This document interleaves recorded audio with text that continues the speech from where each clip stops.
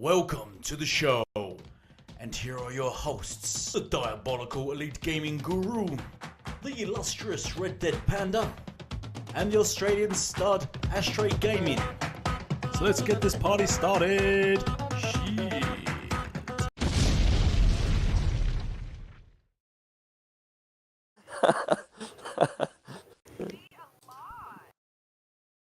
Good morning. Hello, my name is Chris Eubank, and I am the best X, and I'm the best. Right, welcome to another episode of the Game Initiative podcast, episode 67. Hello, everybody. It's evening for me, it's morning for you guys. Who have we got today? We've got Red Dead Panda, Ashtray Gaming, and our special guest, Jedi Knight Peter. Another fellow Aussie, yes. Yeah, I know. It's disgusting. Taking over the gaming world. Yeah, it is. I like how you incorporate yourself in there, Rhett. Yeah, hello, I'm me. Well, we're going to claim her. She, We'll allow it. Pretty much. Like we do with most Kiwis, we do claim them as Australians. Indeed, that's true. Very true. I can hear echo. Can anyone hear echoes at me when Red talks? So far, no, but guys in the chat, let us know.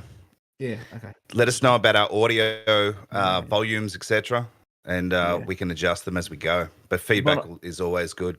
Yeah, it might not be echo, it might be just Red's voice. So, how you guys? What you guys been playing? Bitch, please. Shit. Let's start with you. Yeah, let's start with you, Jedi. What have you been playing? Midnight Fight Express. Yeah, loving that game. Dropped on GamePass, I think, on the 24th for Australia, 23rd for the States, and really been looking forward to that game. And yeah, I'm loving it. I know Risket told me there's been a couple of bugs where you basically lose. You'll need to restart the entire game. I haven't run into it. I've really been enjoying it. Yeah, nice. Red, what have you been playing, if anything? Yes. You can see by our shit gameplay. Watch this. It's about to die.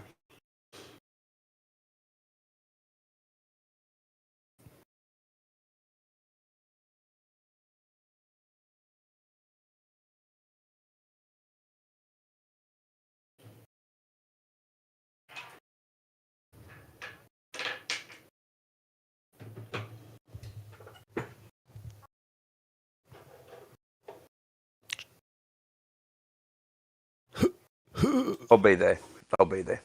You and me both, Panda.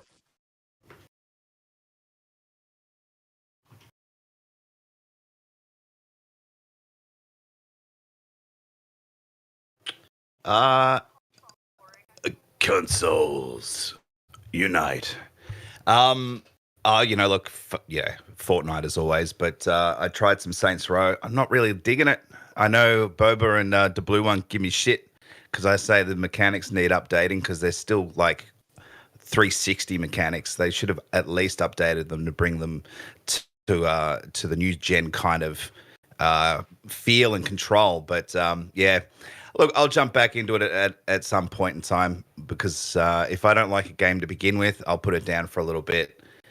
Then when I'm in a good mood, I'll jump back in and try it again. But yeah, I wasn't impressed. I only got through about 40 minutes of it.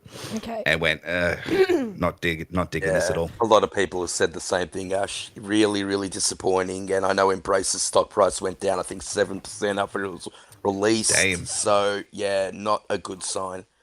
You guys can hear me now? I mean, look. Sorry, I'm just reading the chat. Yeah, you're coming through perfect. Oh, you guys can, but the chat. Yeah. You can't hear me. I think you can. Oh, okay. Other Zinc, if you hear me say rubbish, Okay, let me know. Boba's saying audio. Yep. Yep. I mean, I don't really trust Boba, you know. Yeah. Oh, shit. Well, Other Zinc says silence, can't hear Red. Okay. All right. Well, So- I've just fixed something. Let us know if you can hear Red now, guys. Yeah. But yeah, other than that, that's kind of about it this week. We pretty much, if we ask Elite, we'll probably know that he's only played Conan, and that's probably about it, right?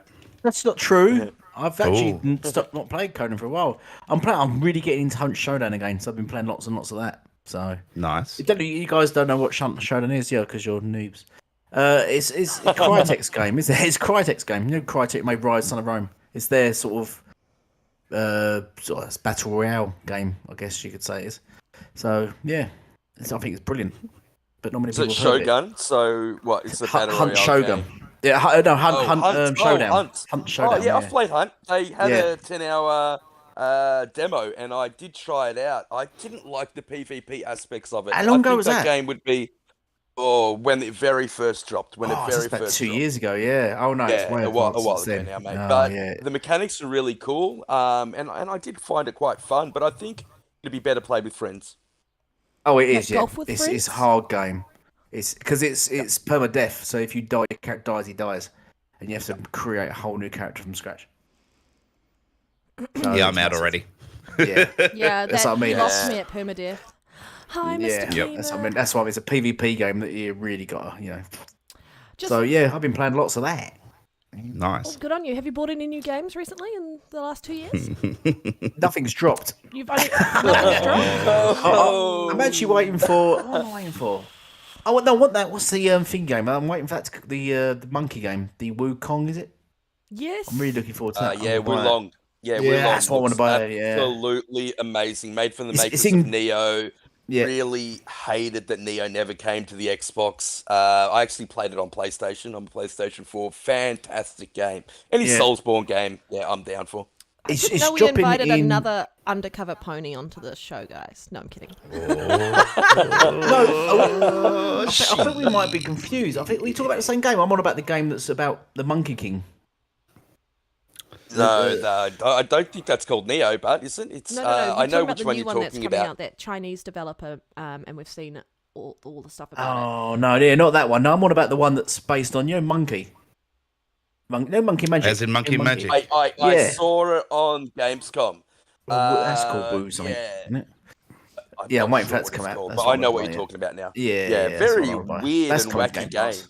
Yeah, It was yeah. the marketing guy, yeah, that came on and said, and you get a free horse armor, but it just stays in your inventory and it doesn't actually do anything. They announced it at Gamescom. Really, really strange, really wacky.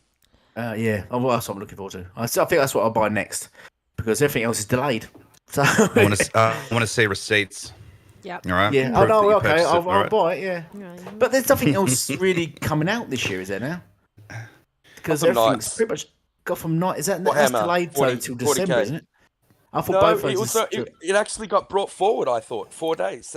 Gotham Knights, did it? So Oh, is there anything October 21st-ish, around that. I'm pretty sure Warhammer still drops this year as well. I'm pretty sure Plague Tale Yeah, that drops does. this year as well. I think December. I think. Yeah, we've still got Oh, Scorn. and guess what? You're not going to need to buy any of those because they're all on Game Pass.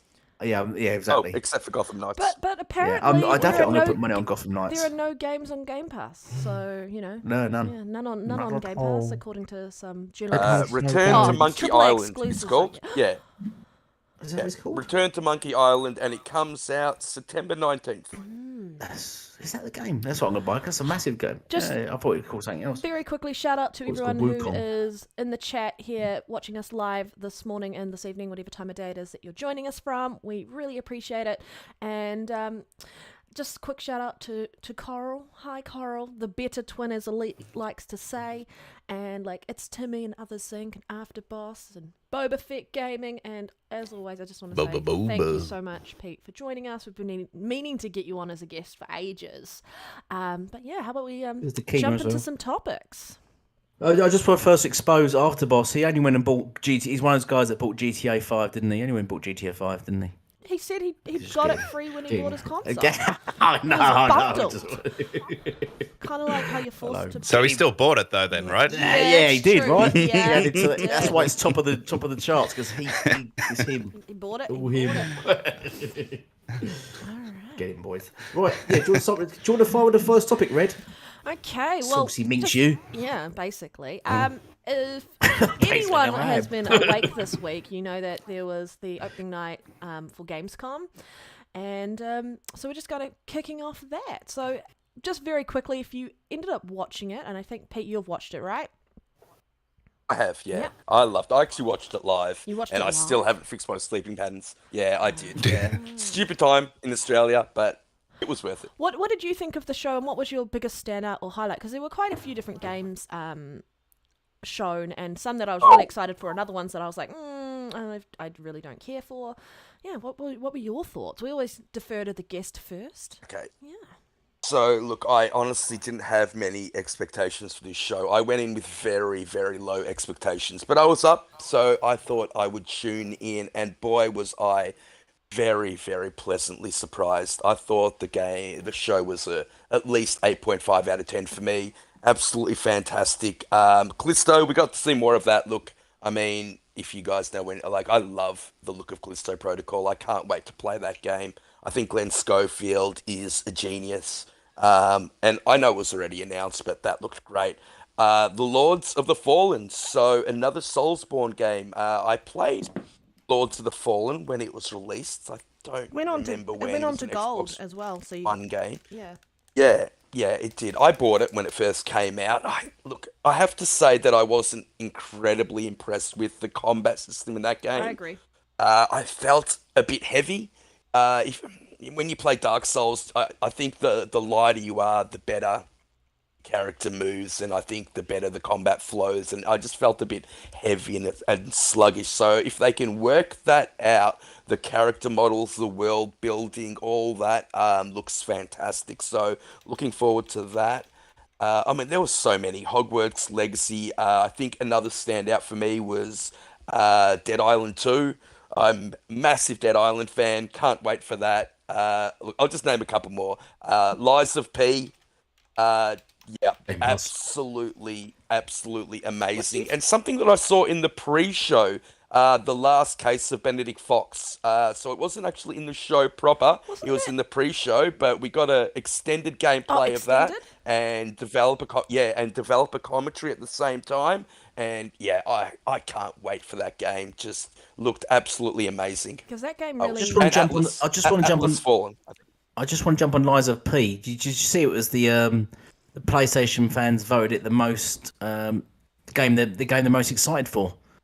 That's coming out the rest of this year, and it's on Game Pass day one. So yes, and it got announced as Game Pass day one game. Not gonna need to buy it, gents. I know. So Game good. Pass fill up. The game they're most excited for. Is Game Pass. It wasn't on Gamescom, like the actual show, but there's a 12-minute extended gameplay of Lies of P on IGN. I recommend everybody check it out. It looks incredibly difficult, but it looks absolutely beautiful. Yeah, and I can't wait to jump into that game. That's my style of game. I liked that Atlas Fallen trailer. That looked quite interesting. So is Jeff still running it? Himself still? I didn't switch on because I think Jeff is still doing the thing in it. It was Jeff. He did a great job. Yeah, I just can't take his shoes didn't take away from the show this time. Yeah. No, do you remember those people where those really bright white? I don't know what it was. The white trainers at the time. No, but I can't take him seriously. I think he's just too in himself and just loving himself because I hate the way he shuns E3 and says games are taking a different direction. We don't need shows like that. But then branched off and sort of steals Gamescom and overtakes Game of the Year awards and sort of turn him into that. I think he's just trying to get a monopoly. You know what I think? I think that's what it is, mate. Like, I think he runs the Game Awards now, and I think he also runs the first day of Gamescom now, and you can see that a lot of the games that were shown at the Game Awards were also shown at Gamescom, and he's got like an ongoing relationship with these people now, and so I think he's trying to take over. That's what I was just going to say. I think he is because he keeps shunning and just all downplaying E3, and all the Sony fans obviously jumping on that. To be honest, he's got this face that makes me want to punch him, so I don't really want to watch him. And he's got this cockiness to his voice, and I don't know how to describe it. Are we talking about Elite or Jeff Keighley? No, Elite might protect himself with that pillow that he holds so dear. The pillow I've got red, the one with a hole in it. Yeah, the one with the hole in it. But did you guys see Atlas Fallen? I know it wasn't like gameplay and stuff, but I just looked at that and I was like, as an idea and a concept, that looked quite intriguing to me. So I'm like, that is one I want to see more on, and I was pleasantly surprised to see that. And we already knew Goat Simulator 3 was coming, but the trailer was just chef's kiss around what I love about that style of game. Just sandbox, do whatever you want, mess with everybody, and just have a hell of a time doing it. And I was just like, Goat Simulator was hilarious to watch. Yeah. Leave Jeff alone. Anyway, Jeff's not too bad. He's all right. He's just doing what he needs to do to make that money, man. So hey, I think most of us, if we're in that situation, we'd be trying to make that much money. Sony's Oh no, I get that. I get if you was in that situation that you would sort of, I don't know, advertise yourself. But he's sort of putting down other sort of game shows to promote his own game show. That's what I don't like. It's very snide. Hey, do the whether same thing, I mate. like it or not, exactly right. He's trying to solidify himself in that space. Trying So. to kill E3. That's wrong. Sony gave him Well, their playbook. E3 as it was is dead, man. It's never going to be the same. Yeah. So Thanks to Sony's big not going to names turn like up. him. So Sony And- gave Jeff Keighley their playbook from last gen, and he's following suit.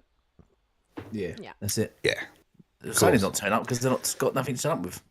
they can't pay the bills. Yeah, that's the real reason we know it. That's the real reason they've stopped showing up because they couldn't afford to pay because you have to pay, they couldn't afford to pay it. No, they'll just Exactly, offset and the cost that- onto their gamers. Yeah, And that's why Sony PlayStation is being sued for £5 billion British pounds amid claims that they ripped off 9 million consumers. See that transition, y'all? oh, That's how that you was do it. lovely. Why don't you just do it again? Nice. That was nice. Yep. it was. I set you up for that, Need so to take some notes. good work, Ashtray. High five. This is how we do it on this podcast. Just very quickly shit. for others Inc. All that kerfuffle, because he wanted me to say that word. There you go. Oh, shit. All the kerfuffle. He's playing with happening. himself now. Oh my god. Love it. No. No, seriously. On the game you mentioned, Panda, Atlas Fallen. It was when they were first showing Unreal Engine 5 tech demos, Deck 13 actually showed. Do you know the opening sequence of Atlas Fallen? Yeah. When she picks up that little bit of glass Yes. and she looks through it, that was actually shown as an Unreal Engine tech demo. And I'm like, why don't they make this a game? And they did. Hey, they did. So yeah, that game looks awesome as well. We did see a tiny snippet of gameplay. I know it wasn't much. It was probably half a second, really, but definitely need to see more. But it looks really cool. It's about the size of every PlayStation first-party game, right? Half a second to get through. Yeah. I'm sorry, I'm being Look, real rude to PlayStation today. Yeah, I'm They've gonna just pissed me stay. off I'm just this gonna week. stay away from that. And- But they. Sorry, you go, mate. I was going to say, and my transition failed now because we're talking about something else. But anyway. Yeah. Ruined. It's all good. They did say it's not going to be like a Souls game. They said it's going to be more like God of War and Horizon than it will be like a Soulsborne game. So Over the shoulder, third continues to person, ruin it. 30 FPS. but that $5 billion, let's get to that. So the Calls himself a Jedi. Well, people do suggest I should change my name to Sith Lord. So. That's This funny. is why I said get Dauntless back on. Okay, I definitely didn't hear you say Sith Lord. I thought you said Stiff Lord. Cold-blooded. Wow. Well, Wow. you Everything clearly is a hear what sexual you want to hear. connotation with you. Only Making when we fun of play my Halo, list now. apparently. Only when we're in a party together, Pete. I'm sorry, guys. I'm sorry. Well, let's try. I like you. Go on, you go. Oh, thanks, man. But that's kind of creepy coming from you. It's a messy show today, guys. As Anyway. always, you love it. Yes. Anyway, it's all good. So I'm sure by now you guys have heard about this £5 billion lawsuit being brought tell us. against Sony PlayStation. I'm sure you don't know, Elite, but that's okay. Welcome to my show. Consumer rights champion Alex Neil, I think that's how you say her last name, accuses Sony from breaching of competition law by abusing the market power to impose unfair terms and conditions on game developers and publishers, forcing the prices up for consumers. Now, I don't know exactly how much sort of legs that this has. However, I think it's probably more of an exercise to sort of keep big companies like this from exploiting their customer base. Jedi Knight, Peter, did you hear about this, and what are your thoughts? Yeah, I did. I didn't look too much into it. It seems to happen every generation where a company is sued for one reason or another. We had all the people being sued for stick drift, and I think that was a legitimate complaint that they had. Yep. $5 billion seems excessive to me. I don't know if it'll eventually get to the courts. I think most of these things are settled outside. But yeah, look, I just don't know enough. I don't want So, to hate on PlayStation. I didn't think they did anything, with the objective to, make it, so it didn't work properly also. So I don't know. It's a tough one.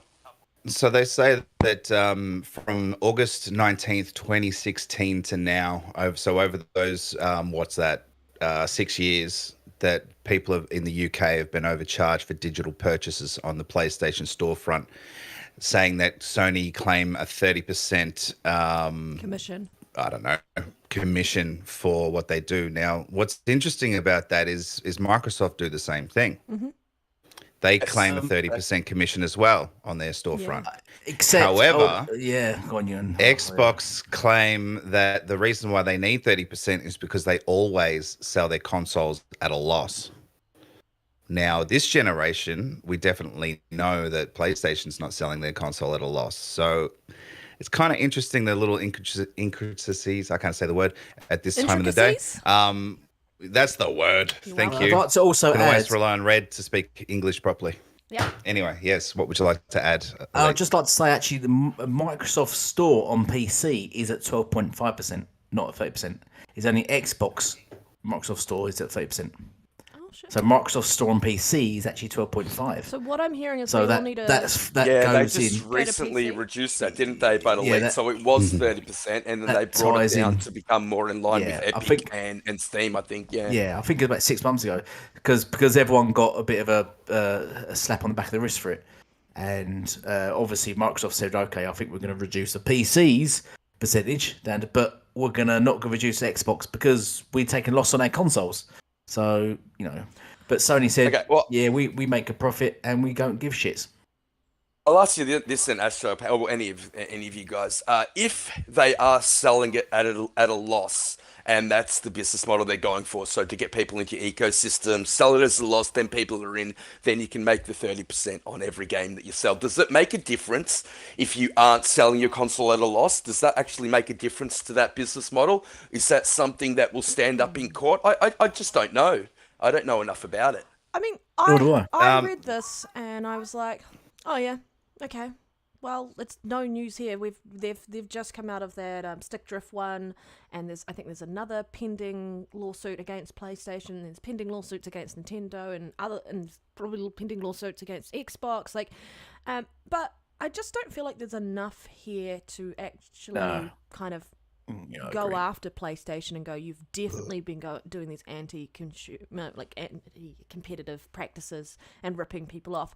I mean, the other practices at the moment of If you raise the price of your console, that would for games, pricing being charged for upgrades and such, and increasing PlayStation Plus and all of this. Those are more, I'd say, more around anti-consumer practices than this. I mean, yes, they're not losing money on sending out the physical discs and packaging and shipping and all of that, and so they're making that money back. But that's what's happening. We're moving to a all digital environment, and so it does allow a little bit more money to be made for that company. And we're not seeing the games reduce. I guess the biggest thing is because they've got the digital, why the hell are they putting their games up by $10 everywhere? That's the hardest thing for me. And I don't think this has much merit. I don't know if it's going to actually go any further. But it's just interesting to see that that's what they're targeting, when I feel like there's a whole heap of other things PlayStation needs to get called out on. And they're never going to, because their fan base is so blind and willing to pay whatever they want. Yeah. Whether this has got legs or not, I think worth two talking things. about. One, it might just be an exercise for this Alex Neil to get her name in the paper and stuff like that. But it also and whether it goes anywhere or not is kind of not the point here for me. It's the fact that it's bad news for Sony. Yep. They're being put in a bad More light bad yet news. again this Yep. generation, and it's consistently happening this said. I mean, just generation, look at this week. right? Yeah, well said. Well, exactly, right. And I think you're. So, Sorry, go. mind share, people's perception of the brand. I mean, Sony's been around for a long time. They've had their ups and downs. This is definitely a down, and they're getting sort of beaten while they're down to the public. They're beating I mean, themselves this is while happening they're down, over too. in the UK, but we're hearing about this everywhere, right? Because of Twitter and social media. Well, But the it's a- P3, Red not a good PS3 line. almost saying to turn destroyed up your them. volume. What? What's that? Red, turn up your volume. Coral's saying to turn up your volume a little bit. Okay. That's the red. Yeah, the PS3 almost destroyed Sony. The amount of money they lost from that, it almost destroyed Sony. They said if the PS4 wasn't successful, they're gone. Because they heavily rely on the PlayStation now. Because the PlayStation basically carries Sony across their music and movies and everything. So, They yeah, were and I high-fiving think... behind that stage on E3 2013 for a reason. I mean, Yeah, exactly. They had a After winner. Yeah. Because they played exceptionally sly with the DRM thing. They knew what the game they was playing. They knew they retracted. They had DRM in full flow. They was copying Xbox straight down the line, and then the backlash Microsoft got because they said, Microsoft, you go first. See the backlash, and then just retracted everything, and then come out and said, oh yeah, we're not doing what they did. I'm hoping Phil does exactly the same thing. I think if you anyone recall, or no, actually, I won't go into it now because we'll save it for the when we get to that stage. But yeah, I think they're playing a dangerous game. I think they've just got. I don't think they can help being full of themselves and too cocky. And I think they're just repeating PlayStation 3. it's funny, Elite, isn't it? It's like every generation, whoever's on top the previous generation just can't help to step on their own toes the No. next generation. It's a cycle we've seen for too long now. Yeah, And I think you're right. Yes, they have great goodwill within the community. I mean, no one can deny that when you're charging $70 games and people are saying that that's fine. But there's only so much goodwill to go around. And I think they might have gone a little bit too far this time. Yeah, I agree. Indeed, for sure. So it's going to be interesting to see how they go going forward with so many. I mean, we're only two years into the generation, or 2.5, and it's just been negative news the whole time, the whole way through. And like you said, they're tripping over their own feet. They just keep doing all these different things that are just in a negative light. That Here's another example at of least we all negativity. perceive it being negative anyway, and it's just not a good look. But it's constant, which is absolutely crazy. You'd think once or twice, and then they would try and regroup, and then bring out something positive. But no, next bit of news, negative again. Well, yeah, It's and just crazy. And I think you are 100% right around that idea you're going with before, Ashtray, around how like it's kind of reminding everyone that these companies need to stay on notice and actually be mindful of their consumers, because if you turn on them, they're going to turn on you right back. Mm-hmm. It's taken We see it all the time, don't we? PlayStation fans a while to turn on them, but I mean, I wouldn't even say that they've turned on them. I mean, you've still got the Twitter community. I mean, that, the casual community will. The casuals, the hardcore, no, they are going to take it and do what. Let's just accept what Sony has to offer. Take it and like it. Take it and like it. Yeah, they're just going to, and it's just a frustrating thing. I think I've always hated the 30% business model. I never understood why games never reduced in price when we moved to a digital marketplace. I mean, and I think that was Xbox's idea initially when they had their idea for the Xbox One going digital. They wanted it to be more like a Steam marketplace. Yeah. And games would then go down in price. I still don't understand why that hasn't happened. I think it's a different. I think we should be paying less. Different markets, like in New Zealand, for digital game sales on the Xbox store, they're not allowed to knock the prices down comparatively to physical sales for 6 months. Oh, they're not allowed to. Okay, No, I did not know in our about that. country. That's then interesting. It's to prevent like the whole like people who want to go and buy a physical game not getting completely ripped off by a digital market. So there is that thing in our area where it's like 6 months before you'll start seeing actual reduced prices in digital sales of games. Yeah. Although in many cases you physical see stores can do that. digital games still expensive while the physical game is super cheap. You Yeah, know, 2-3 years 'cause after most its people, launch, like, and that's kind even The trade-in Crazy. with like even on EA day one, games. Ashtray. The only thing that I could say is why digital prices are high or higher than they should be is, I mean, yeah, they don't press discs and all that kind of crap anymore, or as much, Yeah. but they're still got to have server upkeep and all that, and that stuff that's not free either. So No, I agree with just that. playing I was devil's advocate there. Yeah, I agree with that, and I can't remember. I was listening to a couple of podcasts. I think it was a Brat podcast where there's some guy on, and apparently he's a financial analysis assist. And listening to him, I thought he was talking absolute bollocks and didn't have a clue what he was on about, because he was trying to say digital is more expensive because having someone there in a room doing all the shit that you just said will just cost equally as much as physical. But if you take into account, well, I've gone contracts management. If you take into account that to sell physical, you've got to do all the retail side of it, but then you've got to have a building that then just produces all these copies and produces all that and does all that stuff. But then the cost into having the labour to do that and then run a building itself and the electricity to that building stuff far outweighs the digital easily. I think the retail cost is far greater than digital. I think it's more as Red said. I don't think they want to create a massive parity between the two, and that's why they keep the two together, because they don't want to just wipe out physical, kind of like sort of what happened to sort of DVDs. I don't think they want to just demolish that at this stage. Yeah, and you're right. It showed that when Xbox came out this generation and said for every Series X and S sold that they were going to pay GameSpot or EB equivalent in the United States a percentage of every console sold. So yeah, you're absolutely right. Because we've seen GameStops close. In England, we've got a shop. I don't know what you have in Australia. I mean, GameStop's America. I don't know if you have GameStop in Australia. EB. Games. We've got EB games. Yeah. In the UK, we have Game, and Games are just closing all over the place.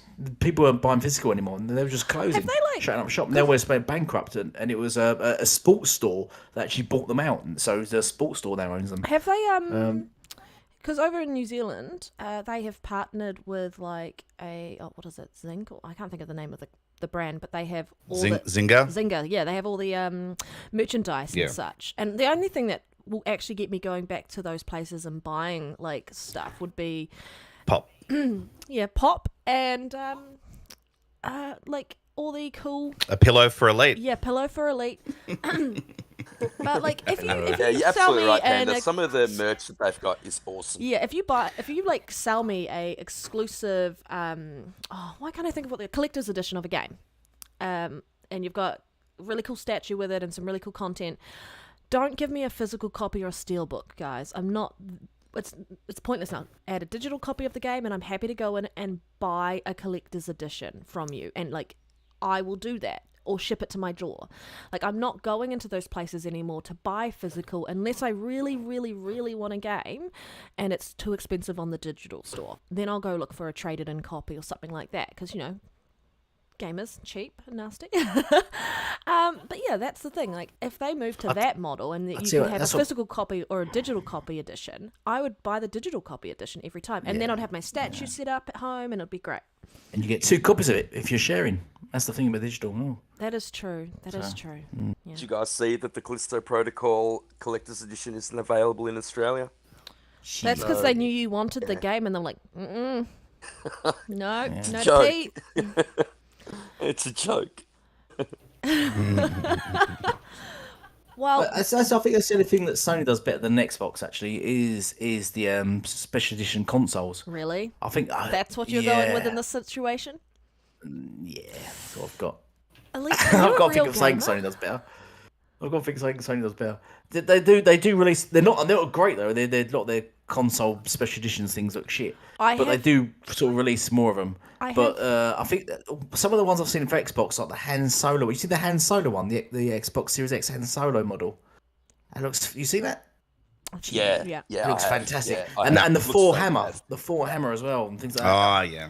Why are they not releasing these things? Why are these not in stores that you can just walk in and buy? They will be just flying off Because shelves. some wouldn't they? idiot's going to pick up I the agree. Thor Hammer Xbox Series X console and smash the shit out of it. Yeah. Full smash. Yeah. But they look, mate, they'll be flying off shelves, but they just don't do it. And I think they need to do more of that. And there was the Sea of Thieves one that done a while back, which is fantastic, which I wanted. I said, But rare. there were Why don't misses you as sell well, this? Elite, like the Cyberpunk one. That one just did not look good, if you ask me. It didn't look good at all. But then they had the Gears of War one, the one that was like see-through for the Xbox One. Yeah. That looked amazing. Just chuck them out. Just put them in shelves and see if they sell. But they don't. They would sell consoles. They would sell consoles if they just. I'd buy. I'd buy them. I would if love they got a that. Gears Series S edition. Like, that would be so cool in that tiny little... Yeah. And you're just... Oh, gorgeous.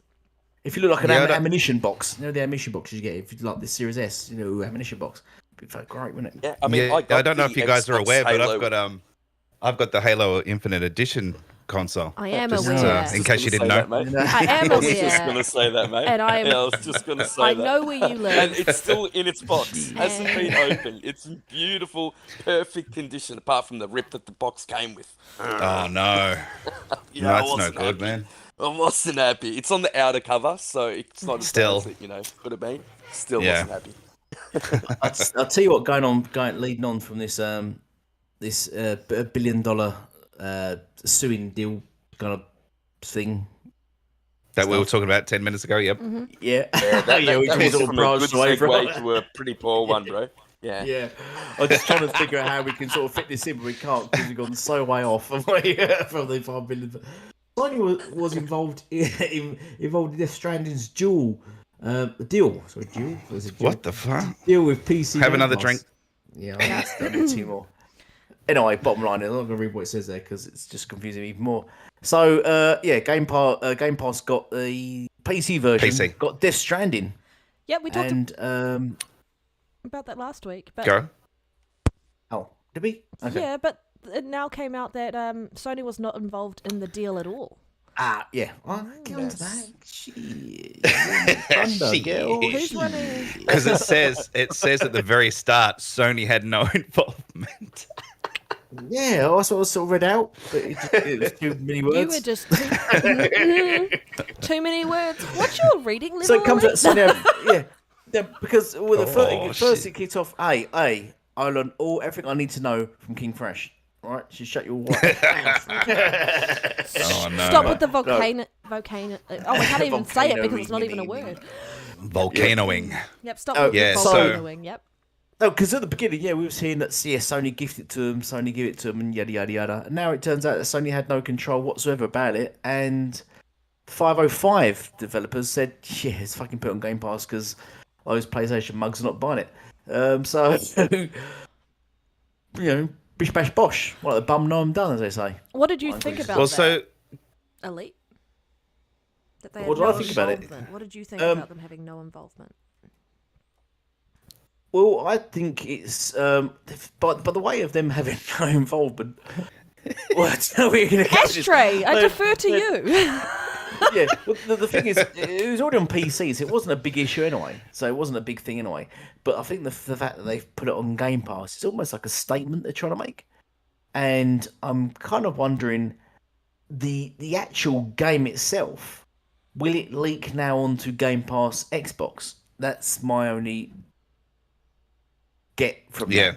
that depends on what sort of is Because in it's already on- agreements in the background and stuff. Yeah. So Because it could happen. Yeah, it could happen because it's already on PC, so they didn't need to put it on Game Pass. Put it on Game Pass just seems to be more of a statement. I still won't play it anyway. Well, No. so But it does open Trash. up to those with Game Pass that didn't want to buy it on Steam for whatever reason, So but now they have the option to play it. But 505 it won't be that many because anyone on PC would have just played it on Steam. but- I don't think No, they but would've if you've got Game Pass Ultimate like we do, Yeah. well, I don't know about you, Elite, but we have it, and we can then play this through our PC yeah. by default. So yeah, that's what I said on Twitter. we've got access to it. Yeah, That's what I I'm going said to the ask fanboys. They're someone going, yeah, but you don't. Yeah. to I said, no. deliver me a new PC and Death Stranding so I can play it on the PC. Yeah. That's the thing we need to stress here, everyone. Do that in I the- think because a lot of people don't actually realise that if you own an Xbox and you've got Game Pass Ultimate, you can play this game on your laptop. Yep. If you've got a laptop, you can log in via the app and play this game using your Ultimate Game Pass Ultimate. Yep. And as I mentioned subscription. For no last extra cost. week, you might be able to do it through the browser on the Xbox itself. Yeah, I put it on potentially. Twitter as well, So- and they had a massive breakdown about it. But the fact that Sony had no involvement doesn't surprise me because Kojima owns the rights to the game. It's just that PlayStation published it on the PlayStation. So all they had to do is go, all right, well, maybe they had to wait a couple of years, whatever it has to be. Now, because we own it, we just get someone else to publish it on PC. So it's as simple as that. It's exactly like MLB The Show, how it was published through PlayStation, but then it was published by a different publisher for Xbox Game Pass. So it's the fact that they own those rights. Yeah. Well, And they don't have a say in it, so there is no involvement on Sony's behalf. They Yeah. just have to suck eggs at the end of the day. because 505 I is think the game Kojima that... has been very smart. Go. Yeah. Yes. Sorry, Panda. No, you're good. Go. He's used the Sony fanboys. Go. Yeah, I mean, look, he's getting accused of being a traitor and all this other stuff. He just started a brand new business. You know, he wants to be able to bring his games to as many people as possible and make as much money as possible. I think he's gone about it in a very smart way. So he's obviously got paid for Sony exclusivity for a game that, I mean, let's face it, it could have crashed. It's not the best game of all time. But now he's also puts it on PC and, you know, gets to sell it to a secondary market and makes that money as well. So I think it's a smart business decision on his behalf. It's not a game for me. As soon as I saw it, I didn't think it was for me. So yeah, it doesn't bother me either way. Yeah. I mean, But it's a good lesson to, if you create the game, is to keep the rights to that game. So he can do what he wants with it, and probably down the track, if he wants to put it on Game Pass for console, he'll do it. well, I thought they... There's nothing stopping him from doing that. So he could have been just testing. Maybe they're putting it on Game Pass just to test the waters. Maybe he just wants to test the waters with Game Pass and see how successful this game is on Game Pass. Yeah, Because remember, he's got a game coming out on Game Pass. that's And maybe right. he just wants to see how successful it is. And if it surpasses what it sold on PlayStation, maybe he's going to go, no, I'm just going to go with Game Pass. It's going moving forward with my games. Or release them at least first on Game Pass and then put them to PlayStation rather than the other way around. Maybe that's what it is. Because he's a Well, he's man. got the Maybe that's what inside he's track, right? He's got Yeah. the inside track on knowing what things sell on PlayStation because he's Yeah. been selling games on there for years, And right? now he's going to give Game Pass a go. Yeah, Yep. that's what it is. And I mean, like... His games, I don't think will be as successful on Xbox just because he's built up most of his fan base on PlayStation. But if you put it on Game Pass and the game's good, more people will play it, and maybe he will get that, that Xbox bump that I'm sure it's after. There's usually more engagement on Xbox when it comes There to is. games. People Yeah, try there is. them more often, especially if it's going to be in Game Pass. So I think he'll probably see better numbers, in all honesty. I mean, I was... Every game on Game Pass is played more than what's on PlayStation. I was let's be talking honest. about before the show about Lies of P, right? And how when it initially showed on Gamescom, I was like, oh yeah, it looks kind of interesting. I don't think I'll actually buy it unless it went on sale. And then it was like coming to Game Pass. I was like, oh yeah, I'll give it a go now. And that's that whole mentality. Yeah. I mean, I'm not going to give Death Stranding a go, and I'm sorry to Death Stranding. And But if it's Xbox Game production, Pass, so- you should give it a go. I'm just not gonna. It's not my cup of tea. But like 505 Games were the publisher of the version of Death Stranding on PC, and so they initiated this deal with Xbox. And it's just interesting to kind of look at it and go, how did Sony sign a contract where they had so little control over this product that was an exclusive on the PS platform? Yes, it went to PC, but it was still made sure that it was not coming to anything to do with Xbox at that point. And now they've got this link here. So it's just interesting to see that happened, considering like what the contractual agreements that they had for RE8. And for what we're hearing about, they're paying to keep games off Game Pass. I guess they maybe don't think that Game Pass PC is as big a maybe bigger thing, but they had no involvement in it Threat. anyway. Yeah, like Yeah. actual console Yeah. game is probably a bigger threat to them on that side of it. But I actually thought they did I mean, own. that's interesting. I did thought they did because- own the intellectual property for the funding of the title. But there's that director's cut edition, which they probably didn't have quite as much say over, and I think that's where they've probably found a loophole to get out from the cusp of Sony and their exclusivity deals. If that is No, true, that's very sneaky. That's a very sneaky way to get away from the contract. Oh, shout out to Umbra. What's Xbox up, info, brother. Umbra? Hey, Umbra. I think it's more he owns the IP, they published it, and he'd have to be exclusive for 2 years. Yeah. It's as simple as that. He owns the IP outright. That would have been part of the negotiation. Otherwise, he wouldn't be able to do this kind of thing. Whether it's a director's cut or a standard edition, I don't think it's going to make any difference, to be honest with you. But wouldn't they? I reckon about the contracts around it might have changed about that for. Did it going to Sony pay PC. for this game to be made, Panda? I wasn't sure They if helped. they did. I think they helped put some funding into it, and then he cherry picked the engine. So he cherry picked the engine. He chose Guerrilla Games' engine, and I guess that's the funny part of it. And I think okay. that's what the biggest slap in the face is to their community is Kojima has been heavily Sony PlayStation like figurehead focus around like how they see him, and he chose this engine that was from their beloved PlayStation, and then this game then goes to PC, and you can see how they're not happy about that, but they're also happy that it's not on Xbox, and now it's on Xbox Game Pass for PC, and now we're hearing that PlayStation didn't have any control over it going to PC, so you can really feel like people, like the grasp that they have on their beloved Sony is slowly like falling to bits, and they're getting more desperate and more desperate. Even considering like Spider-Man going to PC. Now, we're not going to see Spider-Man go to PC for Game Pass. That would be entertaining as hell, and I'm pretty sure at that point we'll see videos of people That would be throwing their PS5s out the window and such, because people were threatening That to... would be awesome. That one idiot was threatening to bomb the headquarters for PlayStation, and I'm like, wow. It's just a game. Look, It is Xbox just a hobby. Xbox has been courting Kojima for a while. Even when the Phantom Pain released, I think it was the very first thing shown at the Xbox showcase at E3. So they've been courting him for a while, and I think the atmosphere is a little bit different. I have a feeling that Xbox would have wanted Death Stranding on their console, but Kojima... I'm going on what type of game it was. I think it was a good idea to put it on PlayStation first, but it's definitely changing. And now that he has his own publishing arm, his own company, I think he just wants to keep everybody happy. And I think this is a way to do that. And I think he wants to get as many people to experience his titles because he wants the money. Let's be honest, guys. Who doesn't, eh? There's also, be honest, he's getting more support from Xbox gamers. The Xbox gamers are going, yeah, cheers. They've never, when he put this game on PlayStation, he never really got any bad press or anger from Xbox gamers. But No, we since just it's been trolled other the way shit out around, of it. yeah, we said about the game looks like a walking simulator simulator. and stuff. Yeah. But then he just insulted all Americans by saying they're all idiots. But they never target him personally or harassed him. But now, sort of, the game's gone to Xbox. They've actually been targeting personally and doxing him and called him a traitor and stuff like that. And I think that's probably, if anything, it's getting his back up. And I can imagine he's really just not too happy pleased about that. But we'll see how the future is, because we know he's making an Xbox exclusive. So That's right. Yep. going forward, That's we'll right. see what happens, mate. 100%. Indeed. Let's carry on to Xbox Game Pass, shall we, Red? Yeah. Or Ashtray? Yeah.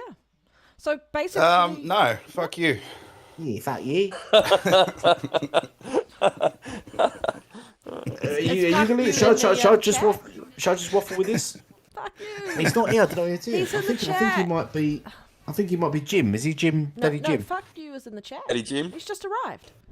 No, fuck you, yeah. sir. He just jumped in. Ow, I Yeah. thought it might be Daddy Jim. Hey, fuck you. How are you, brother? So Xbox Game Pass has paid indie developers more than 2.5 billion in royalties. As a result, this indie initiative has helped produce hundreds of titles. Yeah.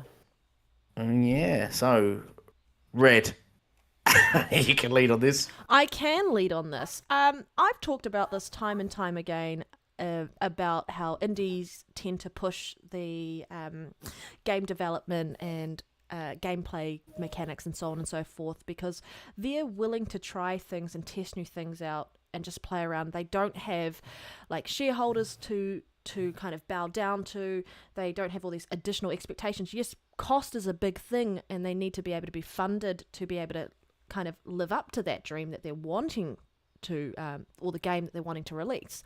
So it's just nice to know that Microsoft basically, since they've had that indie or Ideate and Xbox partnership program, that you're starting to see the dividends, and Microsoft is talking about it in a lot more of a transparent way and saying like, this is what we've been doing and this is how we've helped these developers, and as a result, these are the games that you're now experiencing, and we can funnel these games into Game Pass and give these indie developers a market of that they, or just open it up to a consumer base that they didn't necessarily have open to them previously. And just hearing that that positivity and what's happening and that program that they've kind of developed over these years is insane. And the fact that they've got 2.5 billion in royalties as a result, that's insane for these little developers that probably would have never thought that this would have been a thing. And Microsoft has really kind of looked after them, and it's helped solve that discovery challenge for those indie developers for new titles, and we can find games we love. I've experienced so many games through Game Pass as a result for indie games that I would have never looked at otherwise, unless I saw them on like on an E3 stage or something. So that's the most amazing thing, the ease of access for these developers to find a community, to then have more money to work on another project and actually stay in this environment that they love, which is making games and so on and so forth. So I just think it's outstanding, and well, Jedi Knight, Peter, what are your thoughts on this? Sorry, my son was talking to me. Can you repeat that, Red? If you, by the way, if you really. But Pete, what are your thoughts on this? I love it. I was having a chat with One Bad Mother yesterday about the democratization of the development, and it's another area where Xbox is just well ahead of the game. What was it? Sony were charging $25,000 to have your game shown up in On their the store or PlayStation some store. Yep. stupid figure like that. Yeah, I mean, and Xbox is just putting them front and center without charging them. It's brilliant. And you're right, Panda. There's so many games that I've played that I just wouldn't have touched otherwise. I'm playing one at the moment. Midnight Fright Express, The Ascent, another game that was showcased. Smaller games like Limbo, Inside, Tunic. Tunic, Oni, absolutely fantastic games. I loved playing them. Would never have played them if they weren't on Game Pass and if they weren't showcased by Xbox. And I love what they're doing, and I'll just add to that. I on the Phil Spencer interview, he stated that the development, you no longer need hardware for the development kit. You can do it over the cloud now. He said that they just signed up their developer in Nigeria. I mean, That's areas insane. in the world that we've never seen games from, and that's just going to open up aiming to so many new stories, so many stories that haven't been told from perspectives that we haven't seen, and I love that. And from a time where these big AAA companies are just not taking risks, we see sequel after sequel after sequel because they're scared of making a new IP. Copy and It paste. opens up that realm to the indie developers, and they're going to take that and they're going to run with it, and we're going to see some great games out of it. It's awesome. I love it. And to those saying that Xbox doesn't have any AAA exclusives, you don't need AAA exclusives to experience a good game when you play a good game. It doesn't have to fit this cookie cutter idea that these big AAA publishers and developers are kind of peddling, going, experience this. Some of the best games are not AAA games, and eventually those developers might start out as small and they'll develop into possibly becoming AAA developers. But you're 100% right, Pete. Yeah. Elite, what are your thoughts? I love it. Yeah. Oh, it's muted. Sorry. Well, since Hello. Oh, I'm Since here. Elite's not here. Yeah. Oh, there he is. Yeah. I thought it was muted. Sorry. Yes. Well, if you break it down, I was actually looking at the next subject, so that's why my mind was sort of divided. Then, if you break it down, like even if they was giving £1 million to each of these developers, these indie developers, a lot of these developers are only made up of 1 to 5 people, and £1 million is a massive amount of money, and it completely destroys the whole narrative that Xbox is not supporting developers. Because you don't hear, we've not heard anything from any other side in their rivals, anything how much they're throwing into these sort of indie developers, and 2.5 billion is a lot of money, and that you know, $1 million per developer is a minimum. So you know, there's not much to say other than it just destroys the narrative of they don't support developers. If anything, Xbox supports developers even more. I'm losing my voice. Sorry. Yeah. Supports developers even more. So, yeah, it's fantastic news, and the developers are obviously happy. They get more games on there, you know. So they don't have to pay for them in the sense that I think Sony actually paying for exclusivity on their sort of service. I don't think Microsoft are paying in the same sense. They're not saying like pay, you know, we'll give you money if you go to Game Pass. I think they're saying, you know, do you want to go on Game Pass? Yes, we will. And then they're helping to support the developer of the game. I think that's more of the case rather than the other way around, whereas it's sort of, yeah, we'll just pay you, just stay with us. Do you think? Sorry, I just read Panda's super chat. Ashtray, you have Super to chat? read it out. Read it out. Oh, fuck. I'm not on that screen. Oh, Where are we? Super chat. Elite is a fraud. Oh. Ashtray must read this out. Yeah. How much money did you get for that? £5. Yeah. Yeah. Put it into my OnlyFriends. I'll send you a picture of my bottom. Elite is a fraud. Well, look, bottom. Xbox has been doing this ID at Xbox for 9 years now. So they started obviously last generation, and it's a good thing that they have been, because this is kind of future stuff, right? So it gives small development teams a platform, and then it also can, out of that, can grow into big games or bigger games. I mean, we've seen it with Ori and the Blind Forest and Ori and the Will of the Wisp. That was really good games, or they were both really good games to play that came out of ID at Xbox. As you guys mentioned before, a lot of these games are now on Game Pass, and I think Game Pass has given these guys even more of a platform to show off their games and be front and center. So that's only, you know, nothing but a good thing. We've all listed off a few games, but, you know, something like Firewatch, I stumbled across that a few months back at the start of the year, I think, and played it. Absolutely love that game. Fantastic game. Would never have seen it otherwise. Unpacking's fun, and that's good for some gamer score. There's Superland. There's a bunch that I've played on here. Lost Words. That's a great little indie game. You're just so many, and it's not just for us, right? It's for kids as well. My kids jump on and play some of these cool little games as well, and it just gives these guys a platform to grow their businesses, and again can flourish into something bigger. So it's really good that this is happening.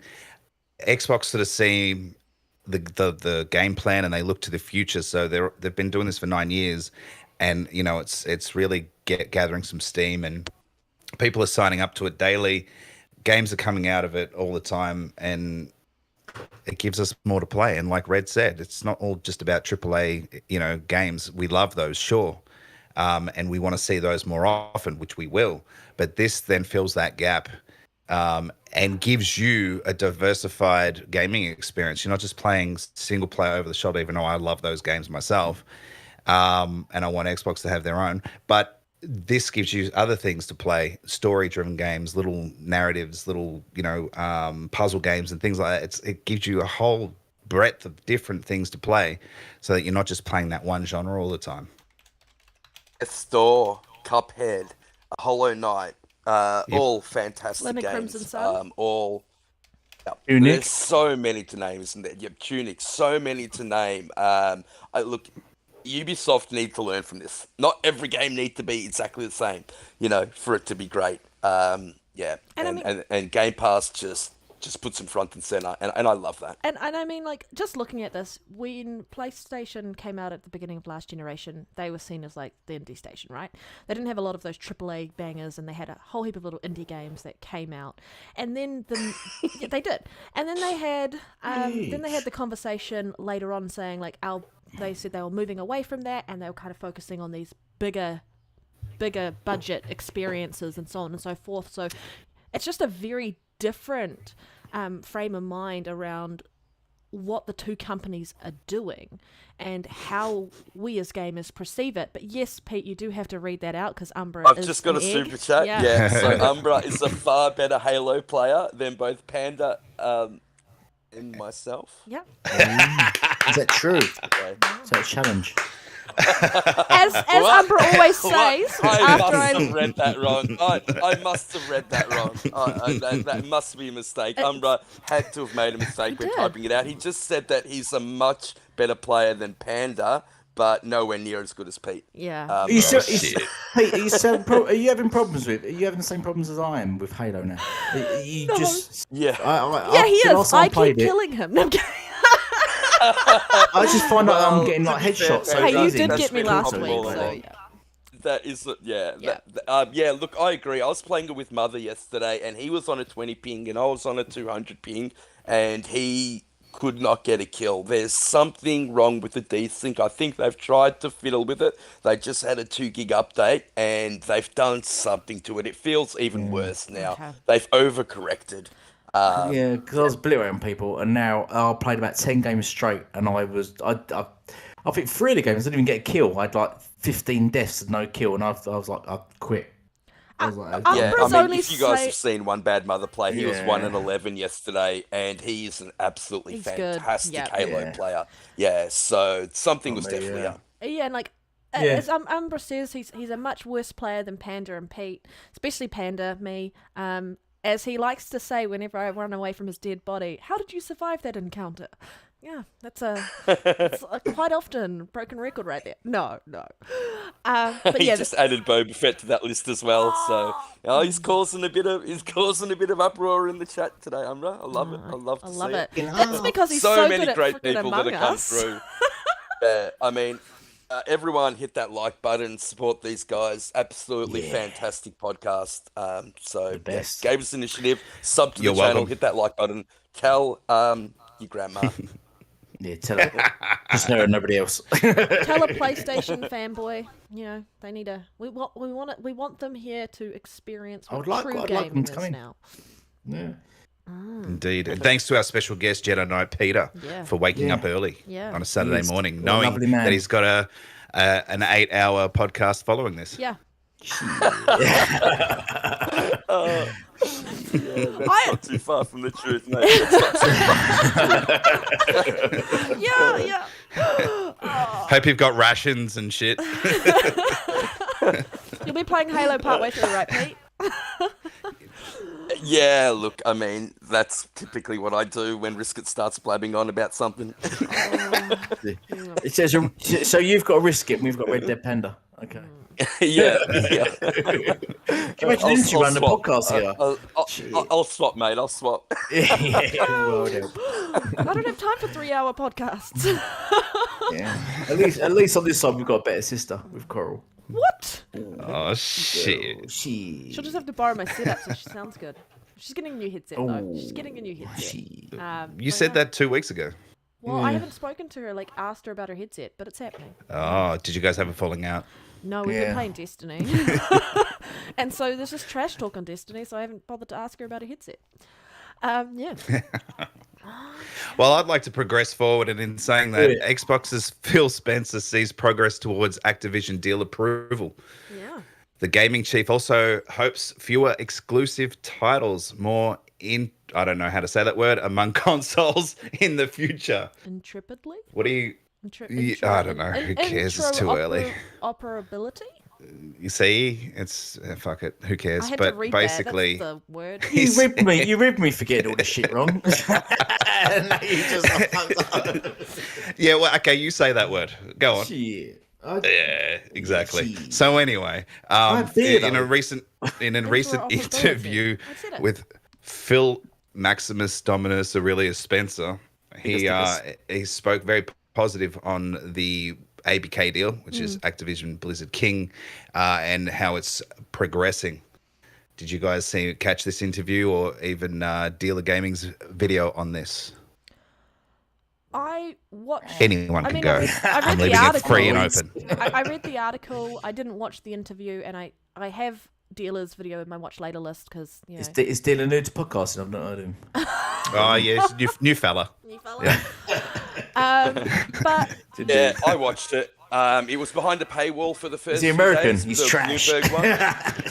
And then shit. they released it to YouTube. I'm sorry. I recommend everyone watch it. Yeah, it was fantastic.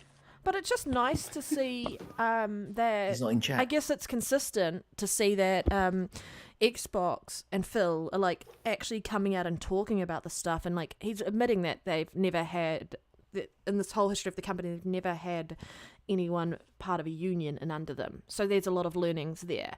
This is the first time they've done a $70 $70 billion deal. $70? $70. Sorry, that was my King Thrash math. Sorry, $70 billion deal. Activision probably worth about $70, I reckon. King Thrasher's getting, King Thrasher's getting pegged today. I mean, he's feeling good about the progress, and we're going to talk about that in a moment because Saudi Arabia, first country to approve it. Well done.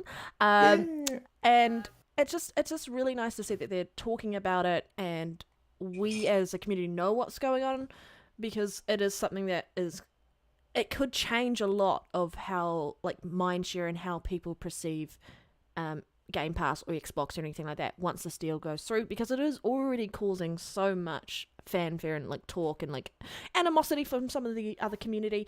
But yeah, it's the biggest deal in gaming history, man. Basically, So of course it's going to be talked about and discussed and shit on and championed and all sorts of things like that. I love how everyone adds an extra couple of billion to the actual deal.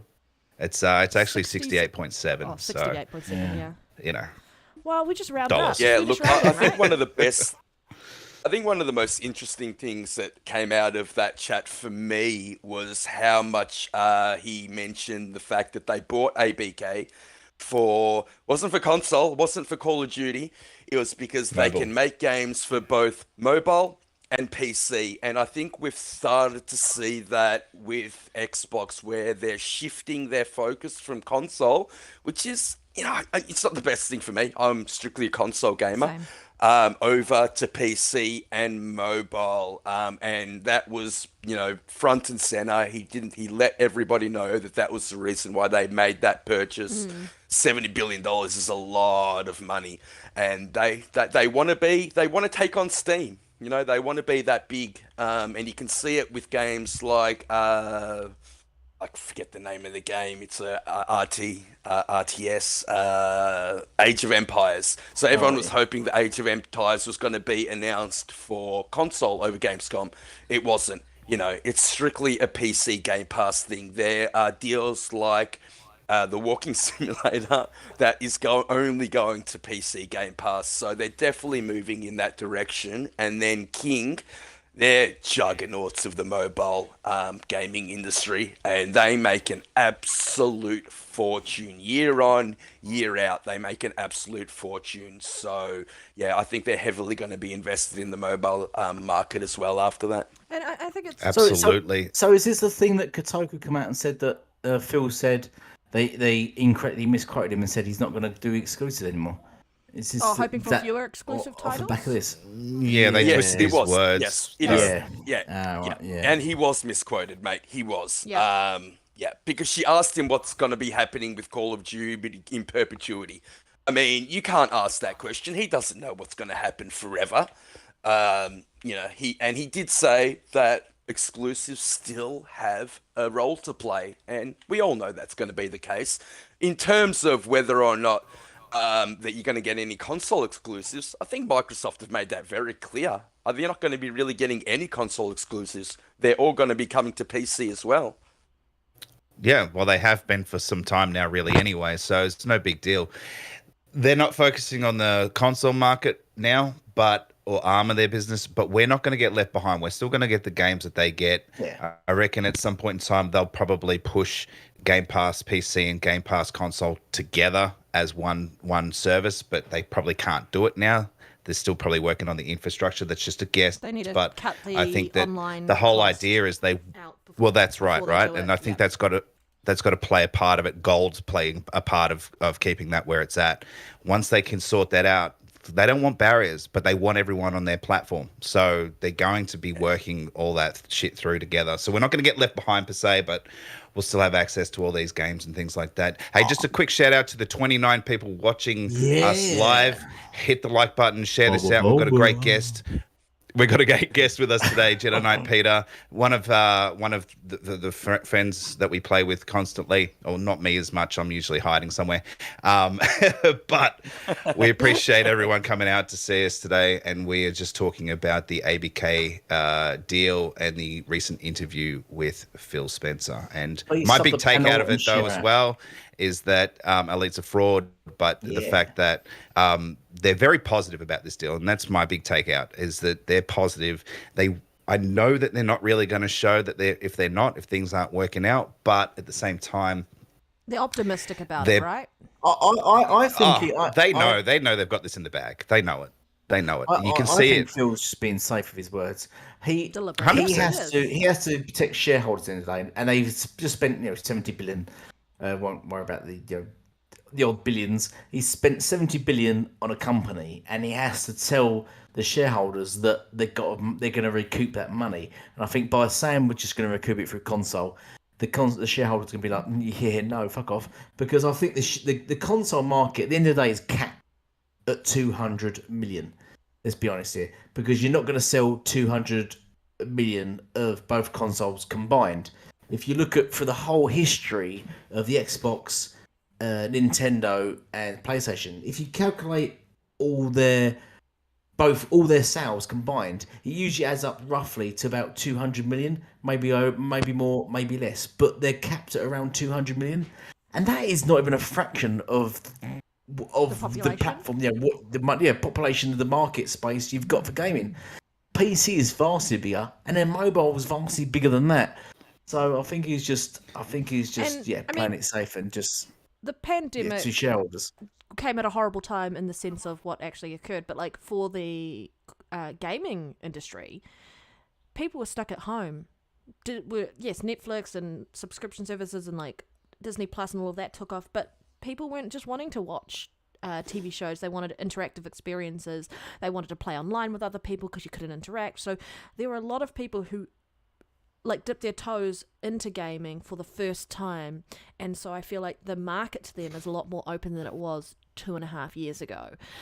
Yes, people are going outside again and doing everything else, but for them this is insane. And I definitely agree with you, Ashtray, about the optimism. Of course you do. Around this deal.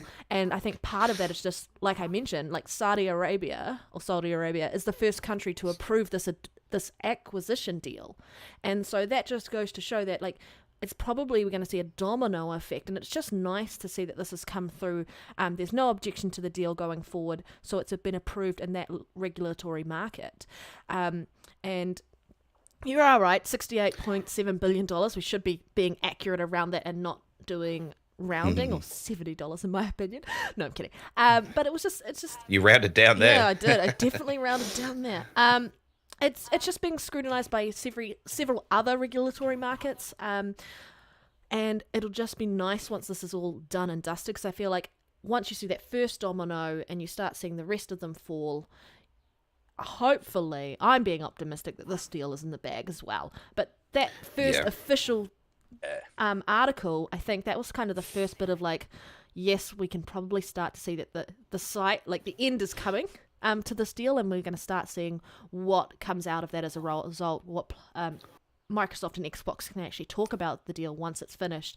And so there's a lot more certainty, and we'll get a lot of those things where people are like, what happens to COD once the marketing deals for PlayStation run out, and so on and so forth. I think we'll get a lot more clearer expectations from Xbox and Microsoft around that once this kind of finalizes. But yeah, it's that first domino, guys. What do you guys thoughts about For this? sure. I mean, he For keeps sure. getting For asked sure. stupid questions, doesn't he? They keep getting asking what's going on with COD. He can't talk about that. The deal hasn't gone through. He keeps getting asked what's going to happen to Bobby Kotick. He has no. I mean, he probably knows, but he can't say anything. They can't get involved in any of their business practices until the deal goes through.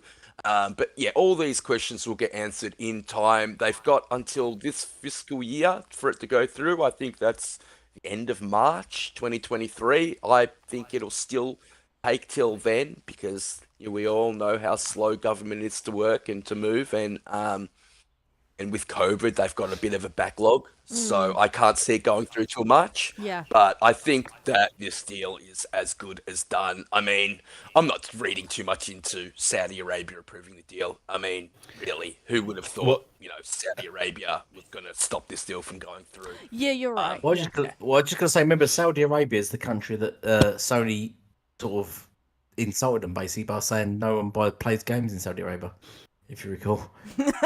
Yeah, we're approving that is it. true, Done. Indeed. Yeah. So they was like, okay, sign. Where do I sign against PlayStation? We're up for that. I think a couple of other countries have a 1st of September cutoff, actually. So I think we'll hear a couple more in the coming week, whether they're approved or not, which I think they will be. Further I to think the Elite's UK point was before, one of them as well. yeah, Yeah.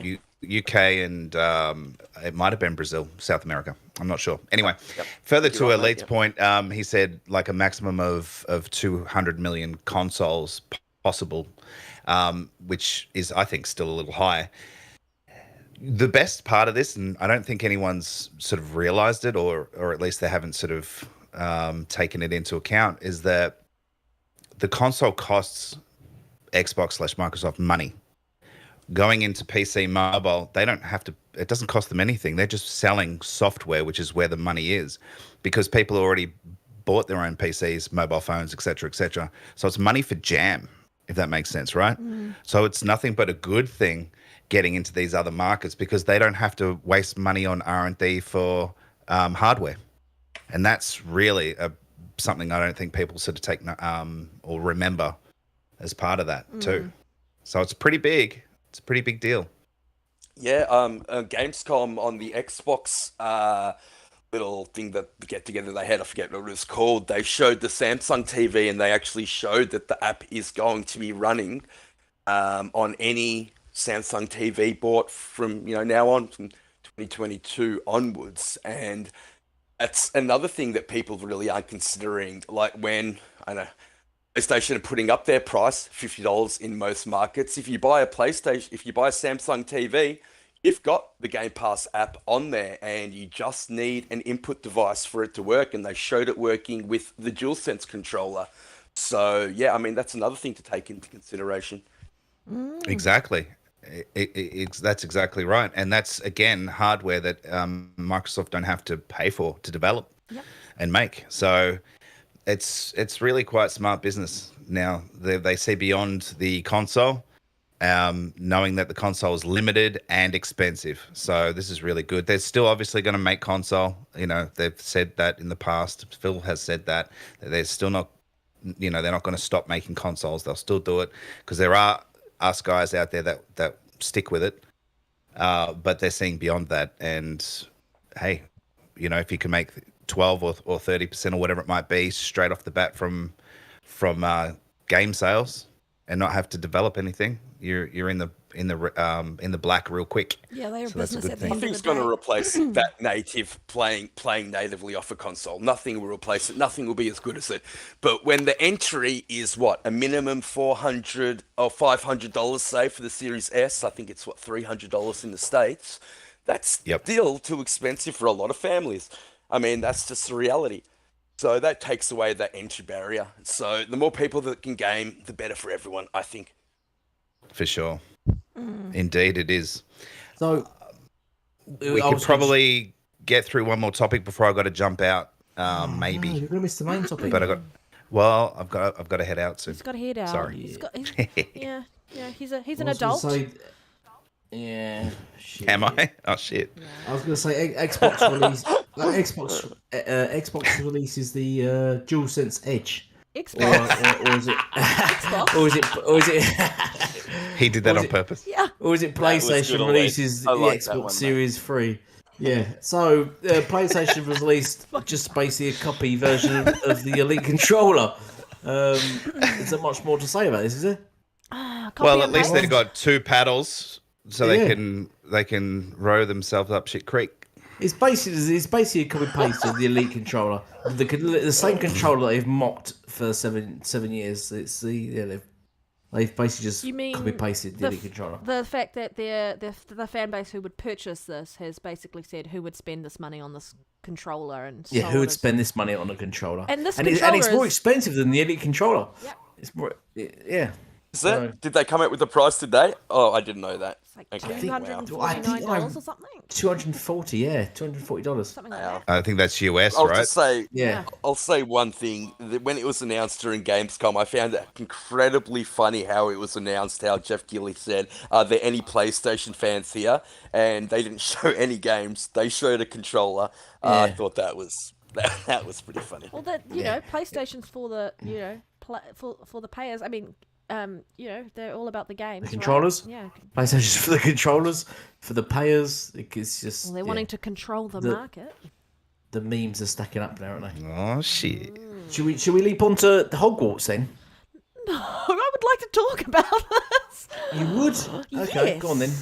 Can So have you read? Can I just ask who thinks Red could talk about rice I for could? like an hour. I could. Let's be real. And what I could put with the rice, and how much wood to go in the Exactly. rice cooker, and how to let.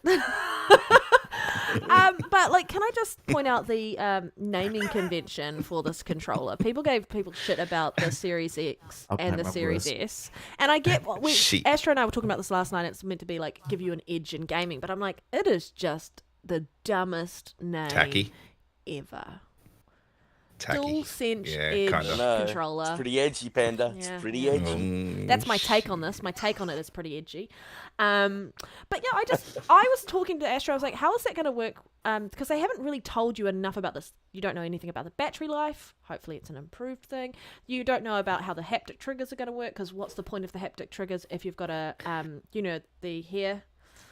Oh my God, why can't I think of it? You've got the different... The hair trigger? Yeah, there you go. Hair triggers. Like the yeah, different thank you. levels, Yeah, yeah. you've got 3 levels I on think that they did say that there was going to be a hair trigger on there. There are. They've got or at least the 3. They've got 3 settings on both of the triggers for it, so you can go all the way down to a hair trigger, kind of like this Elite Series 2 does right now. They only have 2 pedals, which I think is get the 4, and then like they're also saying, hey, if you want to swap these joysticks out, you're going to have to pay for those separately. They give you a case with it, and other stuff. I think there's like a couple of slight differences with a style of the actual thumbstick for like concave, convex, but like if you want to replace it, oh, I just knocked something over. Sorry. Oh, Yeah, I'm just knocking something over at my house. It's fine. stop drinking. Yeah, it's all lucky it had no water in it. Thank goodness. That would have been awkward. But yeah, I'm not impressed with this and the price and such. And all the guys in the community that said they'll never buy this all come out and going, day one buy for me. You're getting like killed in the sense of you're being robbed blind and you're just taking it. Every single day, PlayStation has... I'll talk about it a little more later on, actually. I won't get into it until we get to the price increase. But I'm very amped for the price increase Boba's combo. comment, edge of bankruptcy. Everyone I be really here liked for that that. one. Bankruptcy. That was really Oh good. shit! Yeah, I just, Messy, MESSY.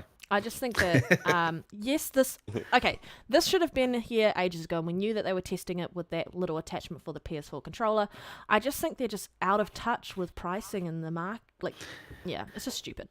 I would have preferred it if they went the scuff route and made it possible to have offset thumbsticks. I think that would have made a difference. More modular. I mean, Scuff already has the controller where you can already do that. Yeah, look, I don't like how they also have it so you can pull out the thumbsticks to add new attachments. When I looked at it, I couldn't see if it was actually metal. I like the Xbox version better. All the internals are metal. They just feel solid. It looked tacky. It looked tacky to me. Well, Pete, here's a quick comparison between the Elite Series 2 and the DualSense Edge that we know so far. So they've both got interchangeable sticks. or as Red would say, stocks. Stocks. The Elite Series 2 has interchangeable D-pad. However, the DualSense doesn't have an interchangeable D-pad. They're hate both it, wireless. They both have trigger locks. The Elite Series 2 has 4 rear buttons, talking about the paddles. The DualSense Edge only has 2.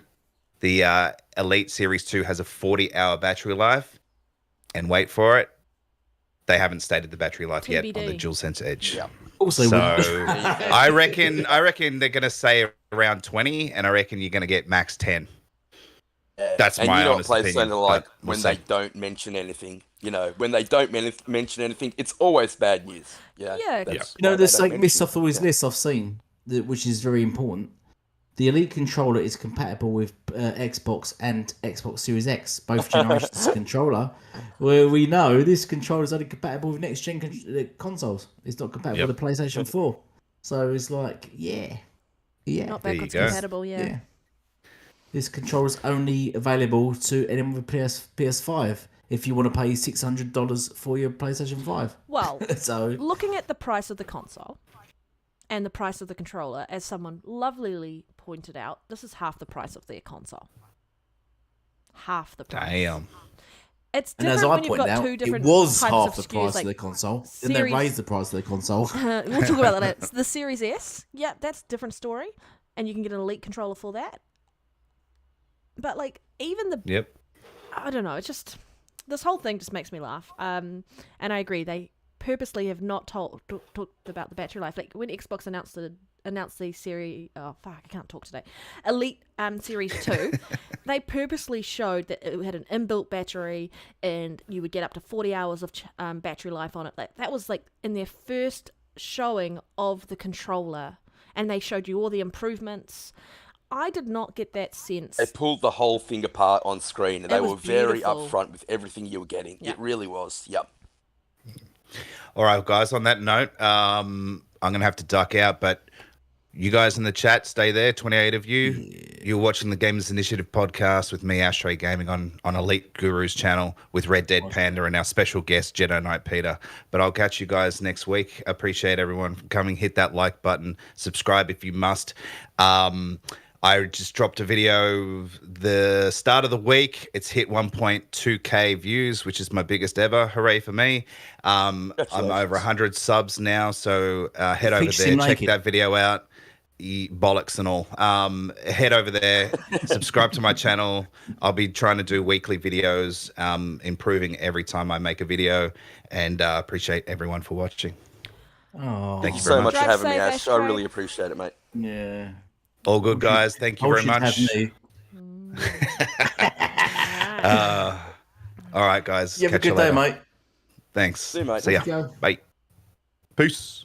Poor old Ash. He's off to play. He does do kung fu.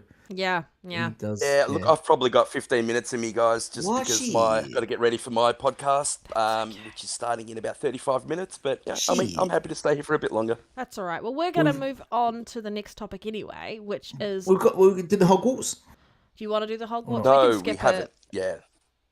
Yeah. If because...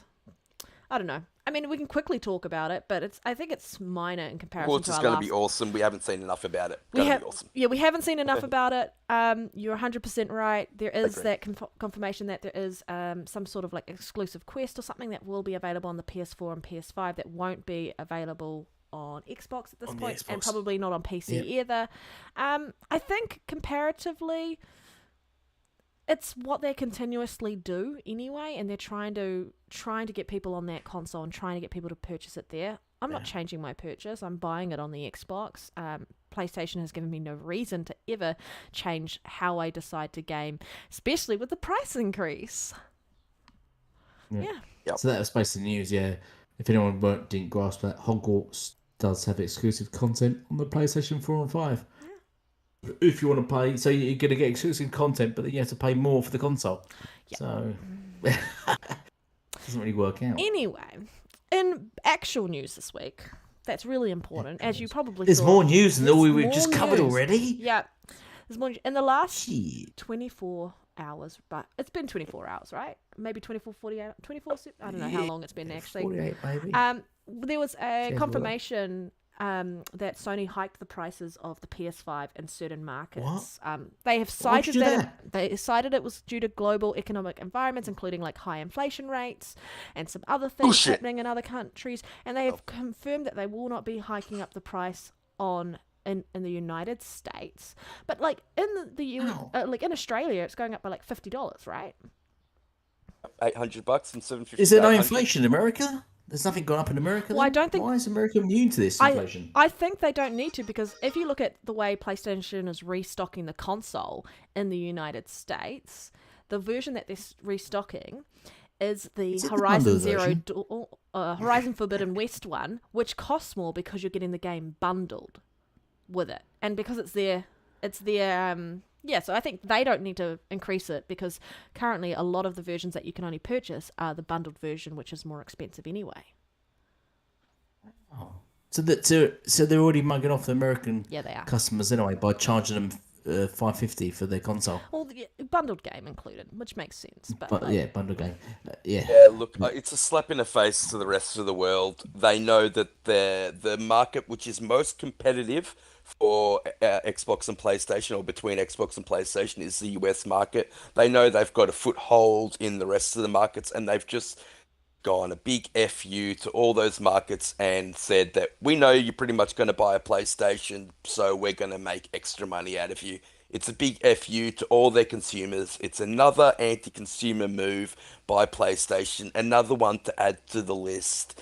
When is the goodwill going to end? It's becoming, it's a joke at this stage. is a It's joke. an absolute joke. 100% joke. Elite. Yeah.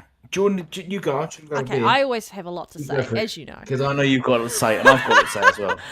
And Jelly's got more to say. We'll go back to you. Go on, you go, and then we'll go to me, and then go back to So Jelly, 'cause I'm when sure the he's rumor got- came out a couple of months ago, was it about a month ago, 2 months ago? I can't remember. Back in July, right? Something like that. Where there was rumblings that PlayStation was potentially going to be lifting the price of the console, and Astray was like, he thinks that this is probably going to happen, and I was like, it probably could, but it would be the dumbest move ever for the consumer, considering all the prices, all the costs they've offset to the consumer already this generation.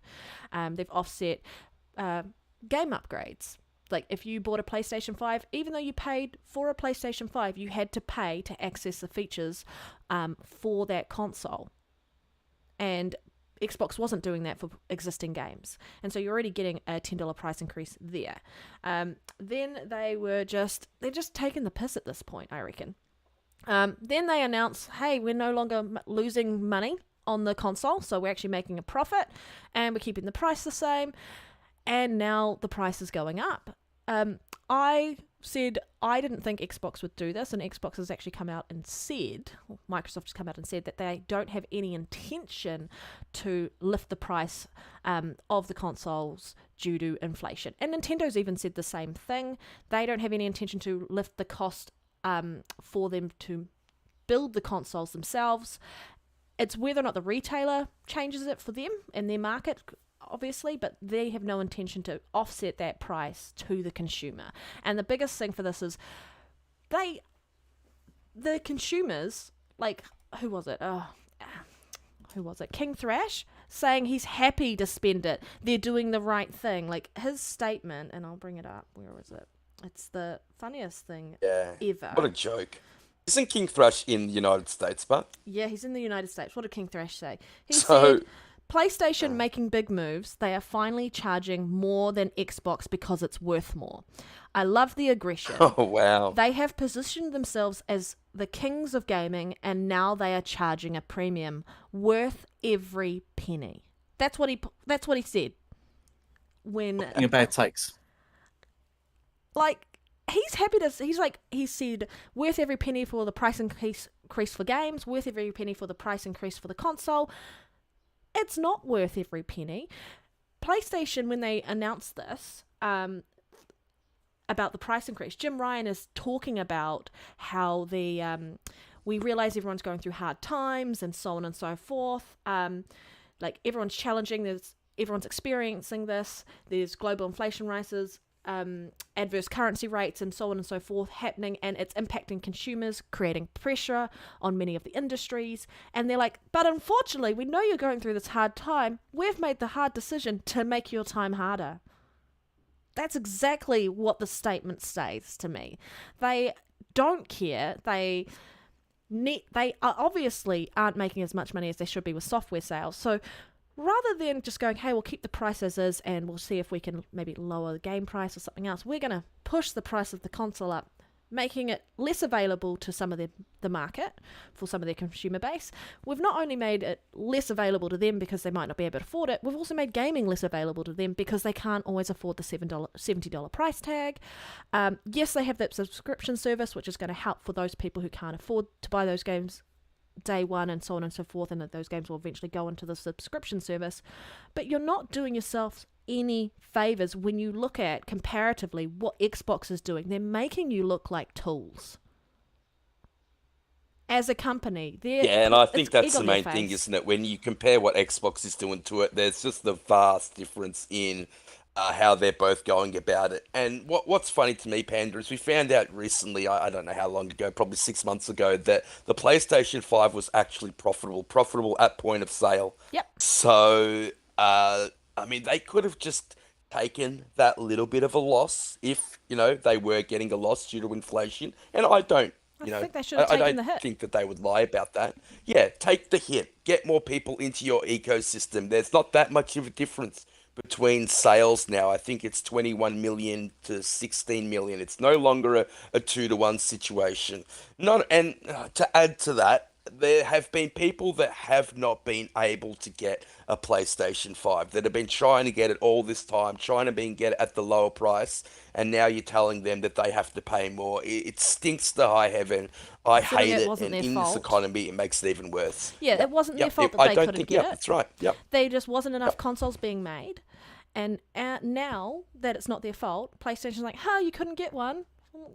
Well, now this economic problem's happened. We're this multi-billion-dollar company, but we're going to put this price onto you instead.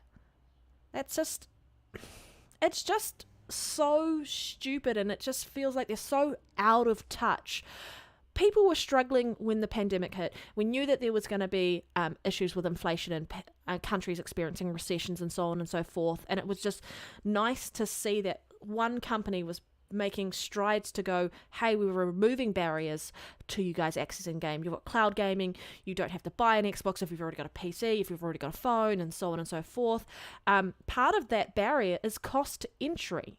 And PlayStation is just putting the cost of entry up, and even more, because like $50 extra for a console, that's more than half the cost of a $70 brand new PlayStation exclusive game, which they say is why you choose to play on that platform. We know it's not that there's a hardcore part of their community where that's the case, but more games sell that are third party to them. Software sells. It's a recipe for disaster, Panda. And we all know what happened in the PS4, Xbox One generation, where PS3. Xbox sold their console, which was not as powerful as the PS4, and they sold it for more money. We've got a very similar situation now. No one's denying that the PS5 isn't a great console, and it's plenty capable.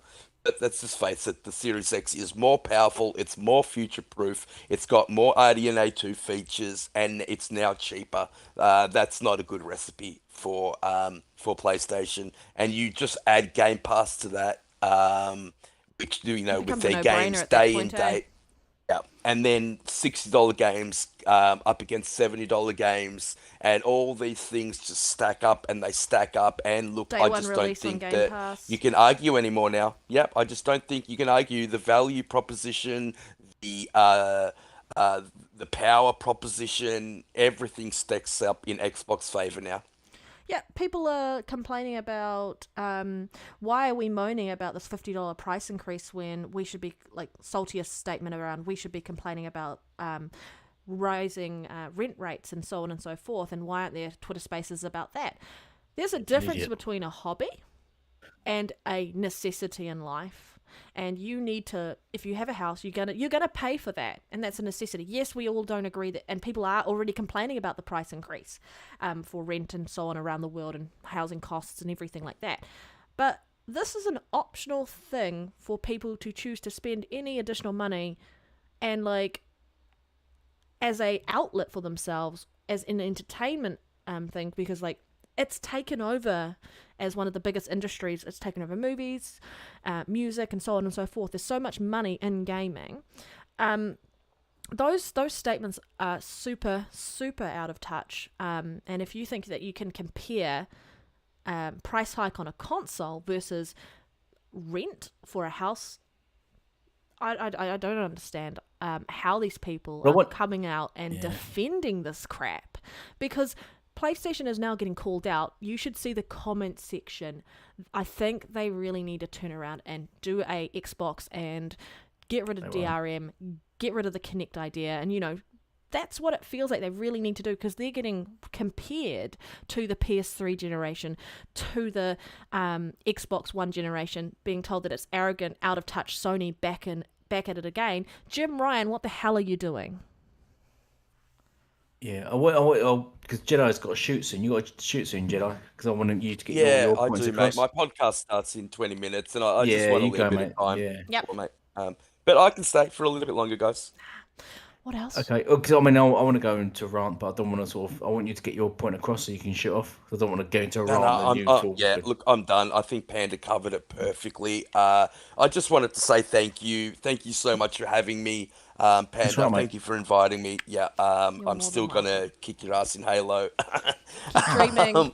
Elite. I really do want to play Conan with you. I know that you like rating bases in PvP. I'm more of a PvE player, but yeah, look, I mean, I wouldn't mind starting up, just our own little, our own little game and get, a community together. That would be really awesome. I've done the same thing. I said we'd do that. Yeah, I said we'd do that, and we'll get our own, and then you get into it, and we'll build you up, and then get you into it, and then we'll move into you then, because I think once you get a taste for it, you'll be thinking like, I want to actually go to war with someone now and fight someone in because the combat in it is very much like Demon Souls. So I think once you get into that stage, you'll be like, actually now I want to start fighting other people. So yeah, I'm quite happy to do that. I'm quite happy to start from scratch. I love Conan. I've got a few hours into it. I mean, I've still got my castle built up, and I mean, I just got to I think it's Black Ice area. So I'm pretty far north, but yeah, I really like that game, and I'd love to get a community. You've not done any dungeons yet, have you? Running dungeon missions? No, I haven't. Because there are actually quests in dungeons you can run. Yeah, you fight bosses and stuff. So there is actually stuff to, and there is a campaign to it. So just wanted to remind you, Pete, that I don't really like to die in Halo. So good luck with that. Yeah, look, in all honesty, you are an amazing Halo player, and you kick my ass.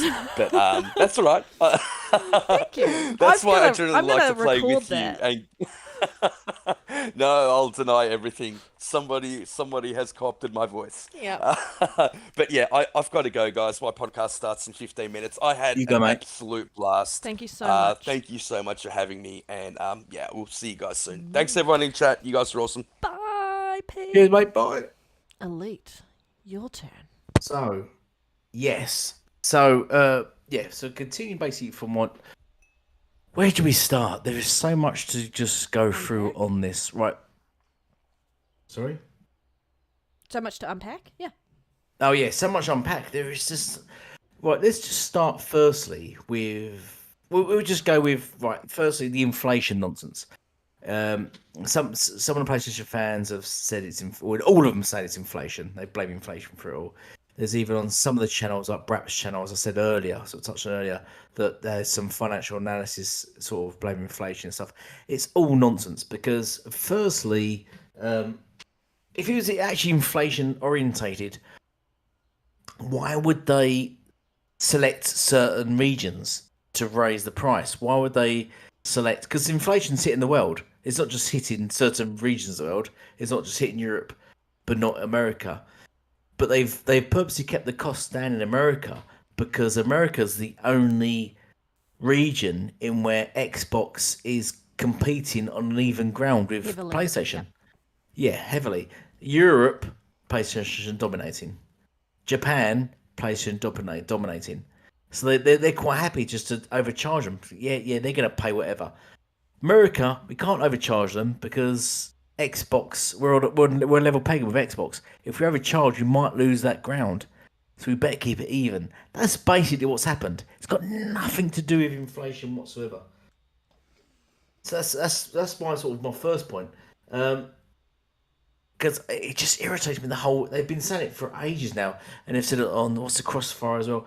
But the other thing, the inflation, how inflation sort of happens is, I think I put it on our Twitter account earlier. Two reasons why inflation happens in the first place. For one, there's demand. You need a demand for there to be inflation. Like a demand would be where you've got a product and everyone wants it, so everyone pushes towards that. So that's a big product. Let's all get it, and just everyone just rushes into products. Just so happens PlayStation 5s are in demand because they've not had many on the shelves. There we go. So they're in massive demand at the moment. They said the other thing that pushes inflation is consumers are willing to pay for the product. Yep.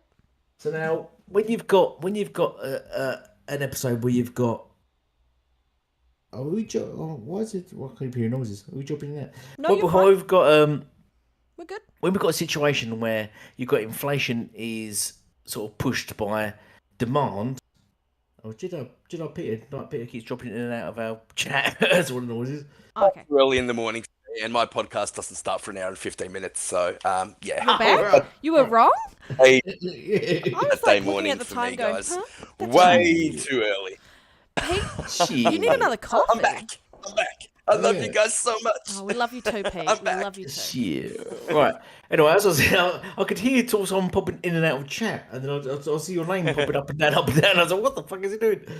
No, I was going to say, so inflation happens when there's demand and when customers are willing to pay that. PlayStation 5 is this perfect storm. You've got the lack of consoles on the shelves, so you've got the demand there, and then you've got PlayStation fans are willing to pay anything, as has been proven by the $70 sort of price increase for things that you can see on there all day long saying, I would pay $150 for games if they tell me to. That is a perfect storm for Sony. The analysis must look to that and said, well, we'll just push up the price because they want to. We've got the demand, and the fans are willing to pay it, and that is inflation. That's how inflation works. It's not that they're under some delusion that, I don't know, just things go up in price just because it happens. You need a demand for it, and you need people to buy into that thing. And unfortunately, when they compare it, this is the thing where people can say, oh yeah, but you're paying your extra money on your energy and that. Yes, because you have to pay those. There's not an option. You can't not choose to pay electricity. You can't not choose to pay rent. So to compare rent with games is absolutely ridiculous. So, that's where the demand, there's always going to be a demand in paying electricity bills because we have to pay electricity bills. But there isn't a demand to have to pay for games. But they will pay for games because they outwardly said, I will pay $150 for my games because I'm a fucking idiot. So that's how inflation works. And when I hear these people talking about it, it's absolutely annoying and ridiculous about it. It just winds me right up every time I hear the word inflation. And back in the day, we go back to say back in the old day, games, 360 should have went up in price. Xbox should have went up in price, but if not, they didn't go up in price because, once again, if the demand's there, and if players are willing to pay that money, they will pay it. People weren't willing to pay it back then. PC gamers have never been willing to pay for extra money. So there's never been inflation on PC. Yeah. So, no one's ever got, and actually GPUs and things like that are dropping in price. If there's inflation, why are things dropping in price? Why are things dropping in price across PC? Gordon, I'll let you jump in. Interesting you say about PC components dropping in price, like GPUs and such, because there was another conversation on Twitter going, why are people outraged about this $50 price? No one was complaining about the price of GPUs. People were complaining about the price of GPUs due to data mining and such for years. Yeah. And so, of course, people are going to complain about a price increase for a console. Consoles are meant to get cheaper as the generation goes by because prices of components get cheaper over time. Yeah. So you don't expect And it Panda, 2 years they into just the generation. It just changed the chip they're putting in it. They went from the 7 nanometer to 6 or 5. That was meant to reduce the cost of the console, Yeah. and I don't. And not only that, they reduced the heat sink, the size of the heat Is sink, it? which Yeah. reduced the amount of copper that was in it, which also would have reduced the price. So They after all changed the these fan as price well. mitigating fact, Yeah. yes, They've yeah, reduced and the the cost bottom of the doesn't have the PlayStation screw. Find. Yeah. Yep, the bottom doesn't have the screw, and I know No. it's not a lot, but I think you save like a few cents every console. And so after all that, after all these price mitigating factors, instead of wearing it like they should have, they've just decided to throw it on the consumer, It's and not disgusting. the consumer in the United States, the consumer everywhere else, which is just a big FU. Because I yeah, just like to add as well. On top of that, remember a year ago, which I posted on your Twitter, exactly almost a year ago, they said they're recording profits for the first time on PlayStation 5. They're actually getting profits for it. yep. So you think if you're recording profits, why are you now a year later saying, "Oh, we need to charge more for this console," when the hardware by that point should have got cheaper than when it was back then? So the profits And now will be more than what they were a year ago, and you was recording profits then.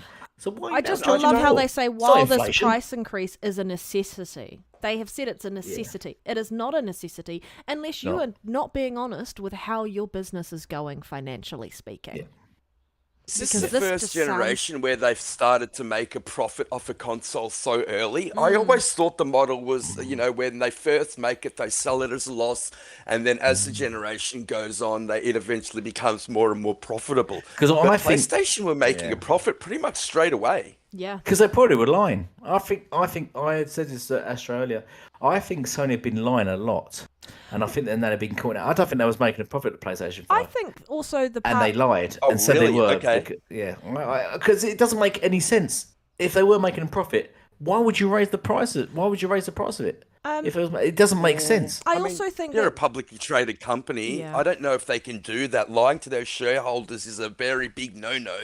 I don't know how They're that just going to information lie to came their out. gamers now. well, when you think about it, Well, they've been doing that for a while. Yeah, It's called exactly, lying to yeah. Ryan for a reason. Yeah. when you think about it, we knew that they were working on the next PlayStation when they announced the PS4 Pro, right? So they were working on it a year before Xbox started working on their next console, because their focus was the One X at the time, and so on and so forth. So their chipset that they chose was an older chipset, so technically it should have gone down in price. But they have the yield problem, which they still won't talk about. There is a yield problem, and that's probably eating into them as well. So there's Overclocking. and so we know that it is like they've overclocked it. They've done a whole heap of other things with it. Yes, they've reduced the price, but you're 100% right. Why are they passing it on to the consumer? They're passing it on to the consumer because they know that over the 100 million consoles that have been sold last gen, and when the PS2's generation and so on and so forth, there are people that will buy it regardless because of the name it has. Someone said that we don't accept I was going to ask you, Panda. Yep. Do you think this will affect their sales? 100%. I think for will, the casual okay. markets, I think, yes. For the dedicated PlayStation guys, no, they're delusional at this point. There are some intelligent ones who are going to look at it and go, price-wise? It's not But many. I think PlayStation, as long as they can put those games that are those pillar games that people kind of go to for PlayStation, it won't impact that. But the casual market, I think 100%. And I think COD is going to be a big thing when that comes out. Are you going to buy a PlayStation 5 console at an extra cost and then have to pay $70 for a game when you can just get a cheaper console, get Game Pass, get access to that game day one, and then you can spend money on other things or other games that you necessarily couldn't put. It's about being smart with your money as a consumer. When we go and buy groceries and you've got one brand that you really like and there's another brand, you might try the other brand because it's slightly cheaper to see if it's any good, and sometimes you find out it's even better. Or you're kind of looking for deals. Like if you've got this is a really bad example, but for example, 1 liter of cream, and then you've got 2 500ml bottles of cream, and you're like, it's actually cheaper to buy the 2 smaller ones than the 1 liter one. I feel like that's kind of the situation we're going to run into because you've got the Series S, and this is going to hit them with the Series S. I think the Series S is going to take off even more. I'm one of the people that look at the price per 100 grams of things. I do. I do that too. Yeah, I don't want to buy beer, to be honest. Yeah, what am I getting out of it? What's the alcohol I'll percentage? calculate how much in the crate Yeah, in my head. yeah. But like their fan base is so delusional. The toxic part of their fan base, the ones who just don't care. It's PlayStation. They bleed it, breathe it, anything. They are saying like we don't accept broke boys in the PlayStation community. So as far as they're saying is that we don't want you if you can't afford to play with us premium people. Like, and they say if you want cheap fast food, you can check out Xbox Welfare Pass. Well, doesn't matter how you choose to game, you're a gamer, and you're actually a smarter gamer if you can get a deal. Last generation, this is how we share old games or trade games. If you handed your game over to a friend, you weren't paying for it.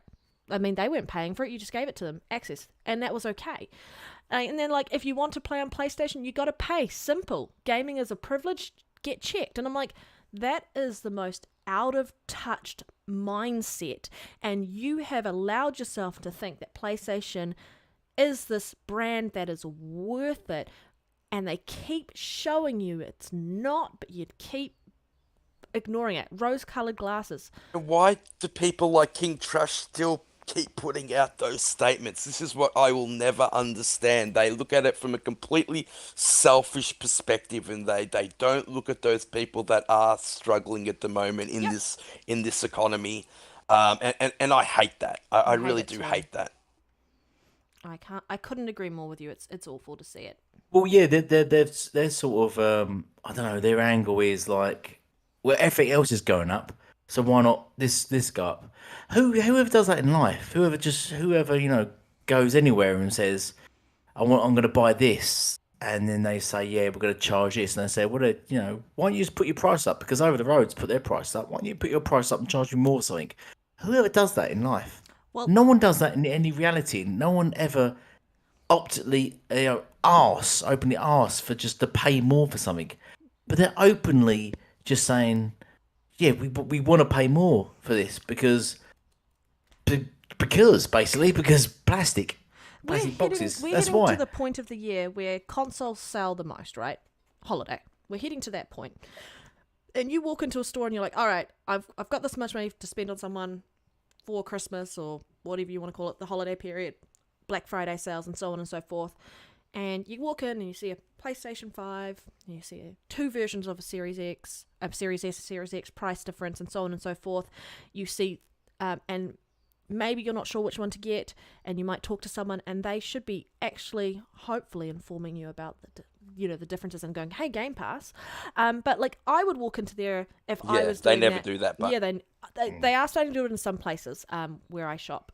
But I'm looking at that going, why is that so much more expensive? Because I like specs, right? I'm not a casual person. I like specs. I like PC. I like all of that. And I'll look at the specs and I'll read it and I'll go, the only thing that the PlayStation is doing better is the speed of the SSD.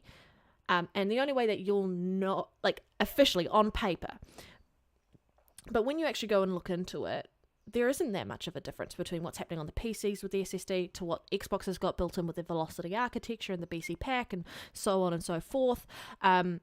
Around that, and it's just not a level playing field anymore. And I think PlayStation is going to get destroyed in console sales at the end of the year with the Series S. Absolutely. Do you think? Go on, sorry. I was just going to say, Amber just I was going to say, yeah, you go, mate. You go. I was going to say, Amber just said, I was also surprised that they're doing it in Japan. Yep.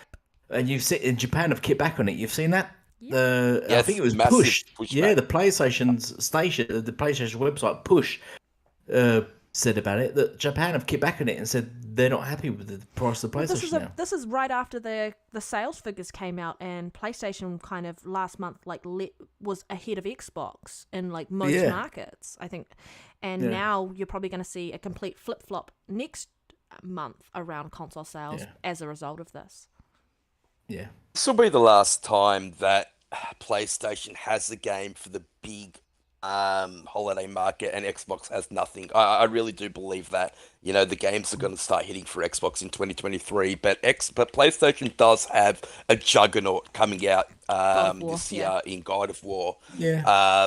That is going to push sales, and Xbox really doesn't have anything to push up against it. Yes, COD's releasing, but PlayStation have the You're right. marketing rights to that, and the ABK deal won't go through by then anyway. So it's Sony. They So, already so, know they so got their Sony. juggernaut though. So why are they putting But the it's- price but- up?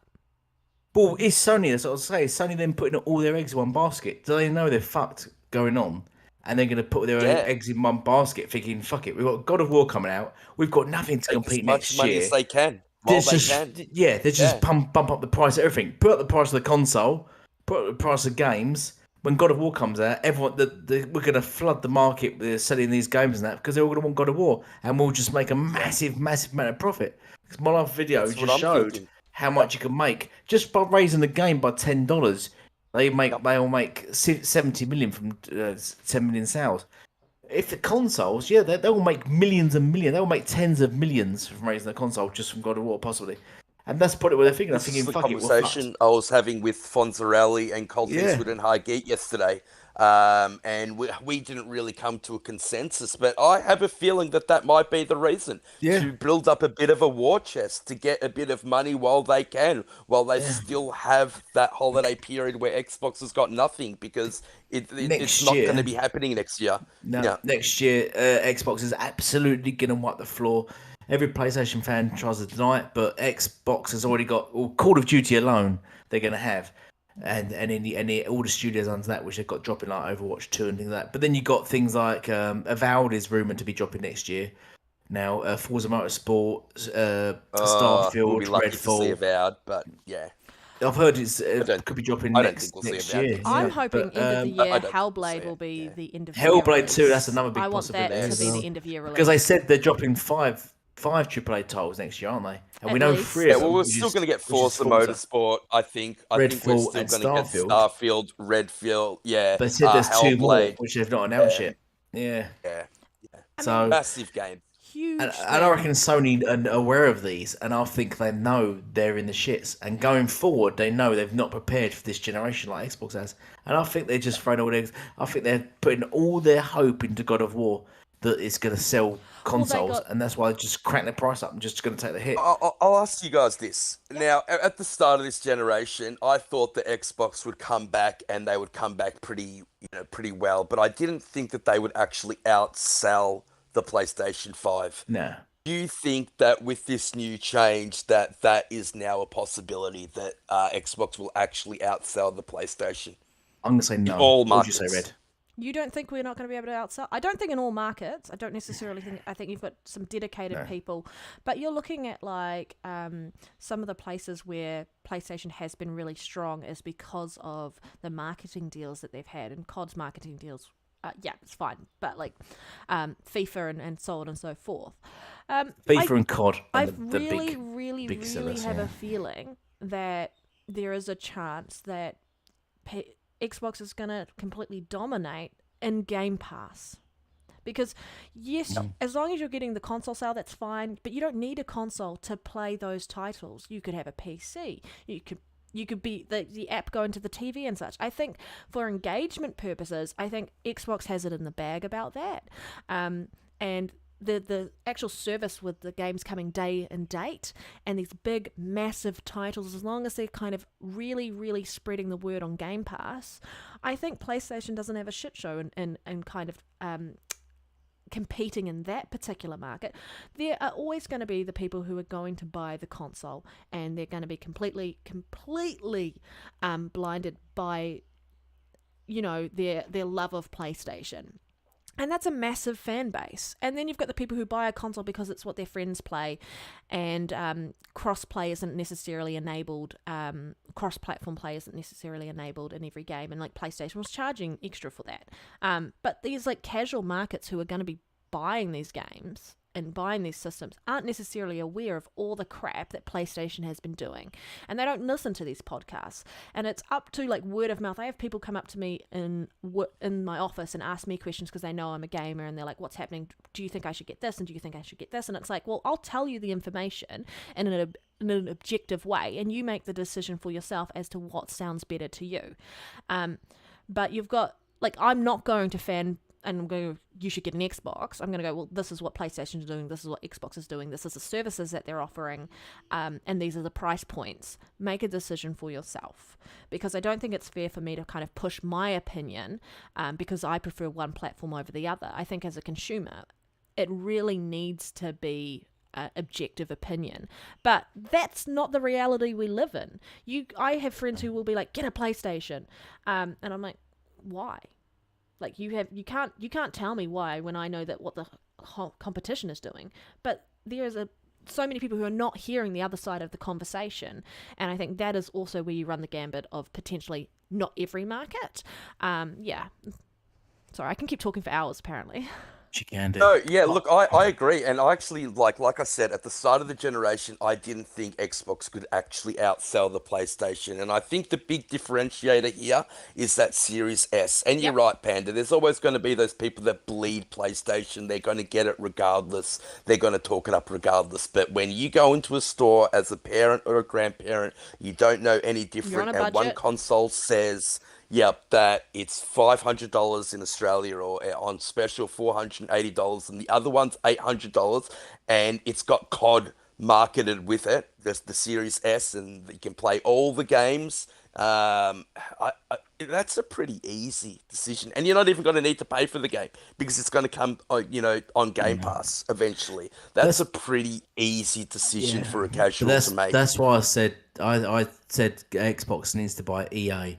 EA up for purchase. I think their next big buyer would be EA above everyone else, even WB, because if they get games like FIFA, because FIFA is based in the Europe market. EA lost the title rights to FIFA though, so that's that soccer game now. They can't call it FIFA anymore. Did it? Yeah. Oh, really? I didn't remember. So it's now just a. They didn't want to pay $4 billion for the name. So it's now just still making the game essentially, but it's not going to be FIFA as you know. FIFA anymore. Yeah, it's just going to be a soccer game. So it's that, isn't it? Yeah. Game Pass Ultimate comes with EA Play, so you do get those games. And you only have to wait like 6 months for them to actually release the brand new game. But if those day and date in Game Pass, you got to think if you had a PlayStation 4 and you had to say pay £70 for COD each year, and then £70 for say FIFA, that's £140 you're paying a year for those two games alone. And it just say you're a casual, because a lot of these casuals do that. They might just play those two games, but they're still paying £140 a year for those two games. If your selling point, is there in Game Pass, you're not paying that. It's like people go, I'm just gonna get Game Pass.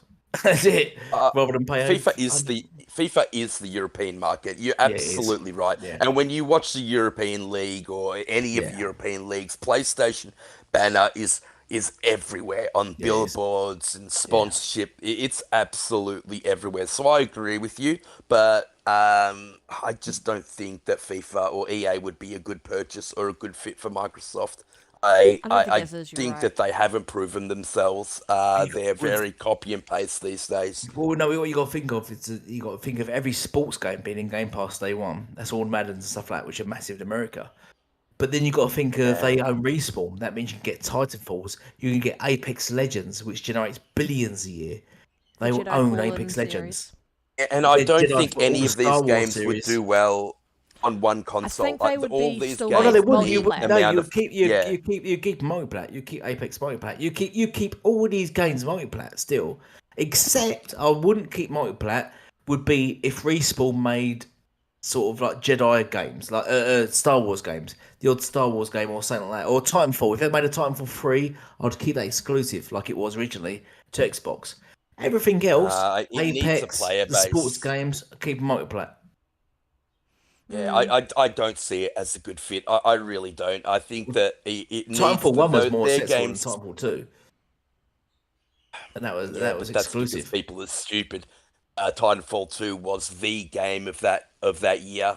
That game was absolutely fantastic. The problem The problem with Titanfall 2, especially in Australia, is I could not get a game. There were certain maps or modes in that game where I could not get a game in Australia. It was absolutely impossible. And this was a couple of weeks after release, and that was infuriating to me. And you couldn't play that game on high ping. It just didn't work. It was absolutely horrible. You'd get killed before you'd even Because see. Titanfall 1 was run by the cloud.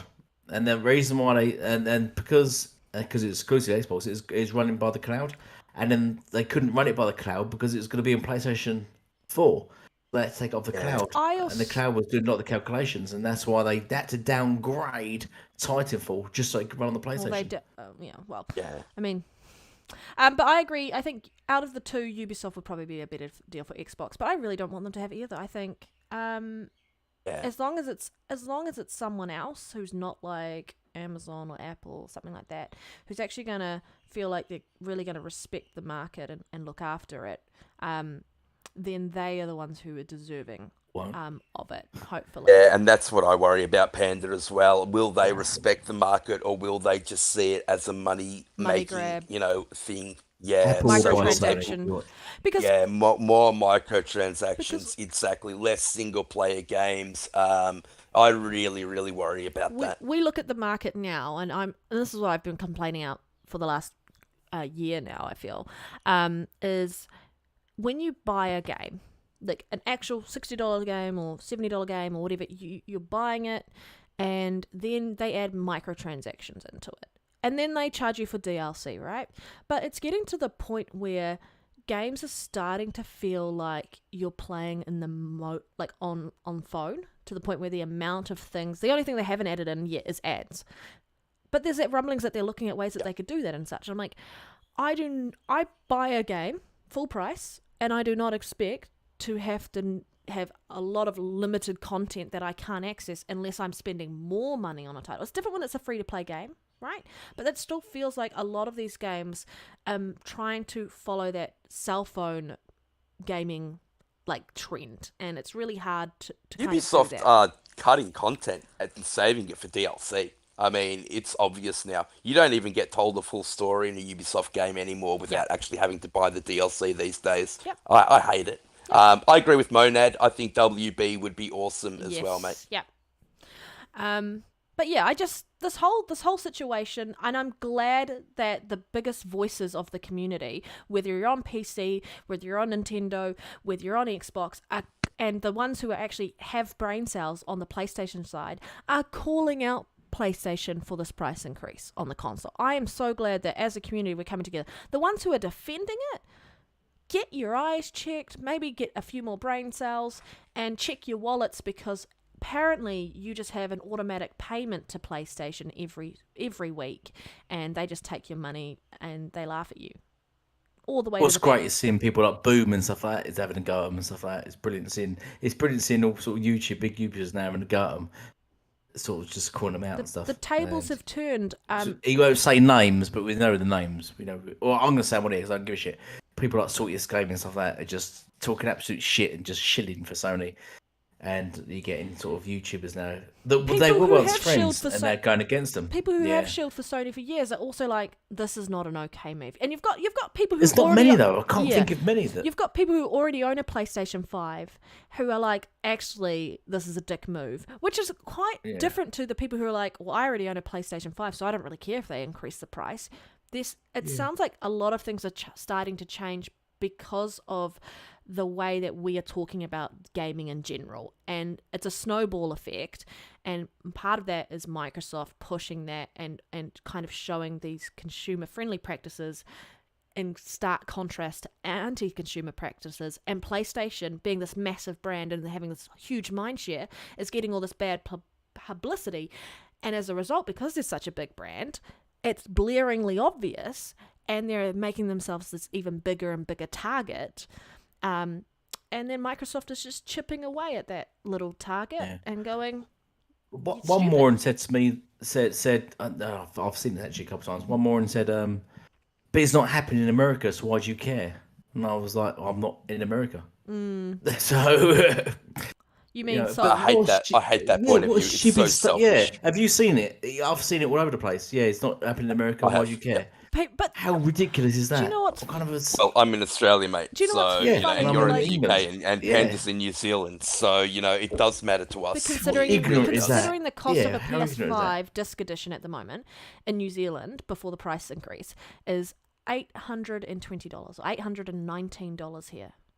That's how much a PS5 Yeah. is. Whereas a Series X is $799. So there's like a $19 difference, almost a $20 difference. And now there's going to be even a bigger difference between the two. Is insane. And Let's face it, the X is a more powerful console. It costs more to make. The amount of silicone that's in the Series X is a lot more expensive to make better than a engineered as PlayStation well. is. Yep. But it just the people who are saying why most of the people complaining aren't in those markets.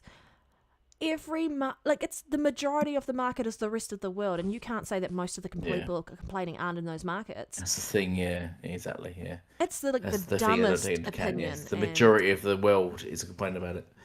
And I think the best Chad move Microsoft could make right now, I've said this already on Twitter, what they need to do now, Phil needs to come out. I think, as I said, I was sort of touching it earlier, just like when Sony done it to, I think, completely shat on Sega, is to come out now and make Xbox Series X as being cheaper than the PlayStation 5 and just drop the price. and make the divide even bigger. Yeah, make the divide bigger. Just come out and just drop it by $50. Drop the Xbox Series X by $50. Drop the mic and walk off stage. Say nothing more. That's what Sony did to Sega ages ago. Just walk on to say, by the way, yeah, I think there's PlayStation 2, I think. PlayStation 2 is, they said an amount, and he literally just walked off stage, did that, and it was just like a mic drop. I think Phil should just come out and do that. And I think he should go would be further. awesome. It would be awesome. Just come out and went, yeah, we're doing this, bosh. But- It would have been brilliant if done it at Gamescom while it was still live, because it all happened while it was still live. Brilliant if we just walked out and said, yeah, by the way, we're doing this, bosh. Devil's advocate around this, not devil's advocate, just looking at it from another perspective. What happens if the story was different and Microsoft Xbox came out and said that they were increasing the price? Yeah, I was How just many going to of say, these Panda, people- going back to your point before, and going back to your point before with the people actually starting to actually say something now, I think a lot of that has to do is the gaming media or the gaming journalists are so skewed in the PlayStation direction. Yep.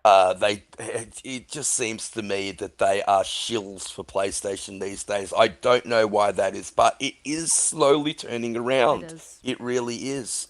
Yeah. And this is going to be a big factor about that. But all these people who are defending this would not be saying the same thing if Xbox had done the same thing. If they and PlayStation had said we're not changing the price, Xbox would be getting annihilated right now. It'd be an absolute pylon. It would Yep. be a pylon, and it wouldn't be Xbox gamers defending it, except for the really, really real toxic ones. It would be all of us calling it out, going, "This is bullshit." I would be calling this out because it's such a horrible practice looking at what's happening around the world. Some people are like super struggling, and now you're just passing the price on to them. So that's the fact. If this was Xbox, the PlayStation community would be freaking raking us over the coals. Let's just do a recap. DRM, Xbox gamers kickbacks on. The Kinect being bundled with the Xbox gamers kickbacks on. The Gold Live being raised to 120, Xbox gamers kickbacked on, and all of them changed. Microsoft went, okay, fair enough, we'll just reverse all those decisions. And they did. They went back on them all. The Sony fanboys have never kicked back on anything PlayStation's done. Anything PlayStation's come out with, they have never said, no, we don't agree with The that. only thing was They the just- closing the marketplace for like PS3 games and PSP games and such. Wasn't that the only thing that they really kicked back on? And PlayStation changed.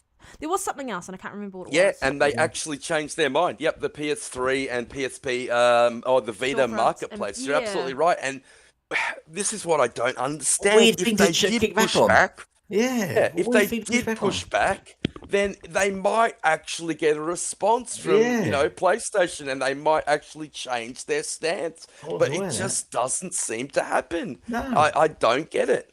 They're like, yeah, just do it. Just fuck us over. There was one other thing Yeah, that they pushed exactly. back on. I don't Please, know. Yeah, I well, want to okay. pay more. Actually, I that's right. love $7 Yeah, we for want my to pay more. games. Yes, no, charge us more, Sony, you idiots. I mean, I get it for the people that already have a PlayStation, but the $70 game thing really got to me when they're like, "Oh, we're happy to pay more for games." For that Why would you remaster? say that? Where they've got less Well, we content should in be it? paying more. Say that. $70 price? Yeah. What the hell? Yeah, you seen the recent leak about it? It's just it is exactly the same. You seen that recently? Did I put it on the chat? There was a recent leak of it.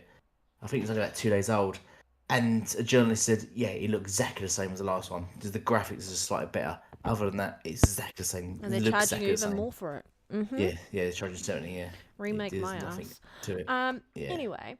Anyway, I feel like we could talk about this Sony thing till we're blue in the face because I think we're so riled up about how basically stupid and out of touch and insensitive the whole thing is, especially the statements that they made that they put out on the PlayStation blog saying, "We know you're experiencing these hard times. We're going to add to them." And then people are talking about like complaining to do with every other price is going up. Cool. That's sweet. Every other price is going up, but it's not fair that, that this is going up because other things that are going up like food and housing and so on and so forth. So we're gonna make it harder on you, and you're gonna have to spend even more money. But like, if those going up, why not put up everything? Yeah. It's a topic that we could talk about all day, and it's going to be a topic that Jedi Knight Peter will be talking about again on the Xbox Infinite podcast, which he'll be on after this. So do please check it out if you've got a spare 8 hours to watch the show. It starts in an hour, I think. Yeah, but I think we can talk. We can talk about this to death. I can talk about it to death. But I do feel like Pete, you probably wanna hop off and kind of maybe have a bite to eat before your show starts and so on and so forth. And I'm sad that Ashtray wasn't here to talk about it. But yeah, I'm kind of ready to pull the plug and kind of see you guys next week. This has been an awesome show this week, and yeah, thank you so much, Pete. Where can people find you? I've kind of already told them. You can find me at Jedi Knight Peter on Twitter and at Jedi Knight Peter on Xbox. I'm going to be on Xbox Infinite in about 40 minutes, guys. If you guys want to come join us, it's on Risk It for the Biscuits YouTube channel. Please come check us out. It's much, much better than this podcast. I don't know. Limp Biscuits is not a nice person. He's pretty mean. Now. Thank you so much for having me. Just absolutely love talking gaming with you guys, especially you, Panda. I know we trash talk each other a lot, but I just love playing Halo with you. And same. we have to do that soon. Probably tomorrow, and right? definitely want to play Conan with you, Elite, mate. Thank you so much, guys. Absolutely loved it. All right. Thank you, mate. Yeah. Thank you so much. Elite, what do you want to say before we head out? I've got nothing. I'm good. Well, you can find me here. So about you, where can we find you, Red? You can find me here and on Twitter. I'm actually being a bit more active on Twitter, but I just also want to say thank you to everyone who has watched the show live with us today and who continues to support us every week. We love having you in the chat, and I also just want to apologize. I was having so many technical difficulties last week that I didn't have the chat going, so I couldn't interact with you guys. But awesome, as per usual, great show. We do love you guys, and just really appreciate Pete jumping in with us, and sad that Ashtray couldn't stay for the whole show. But yeah, we've got Boba next week, have we? I think we've got Boba Fett. I was just going to say Boba Fett gaming next week. Boba Fett gaming definitely next week. a downgrade from me, but you can't. You can't win everyone, right? You can't have a make the best. every week. Yeah. What we got. See you soon, Boba. See you, brother. he charged half price. His rates are high. Right. Well, goodbye for now, and have a great rest of your weekend, guys. Thank you for the support, and please sub and share. Bye. Bye.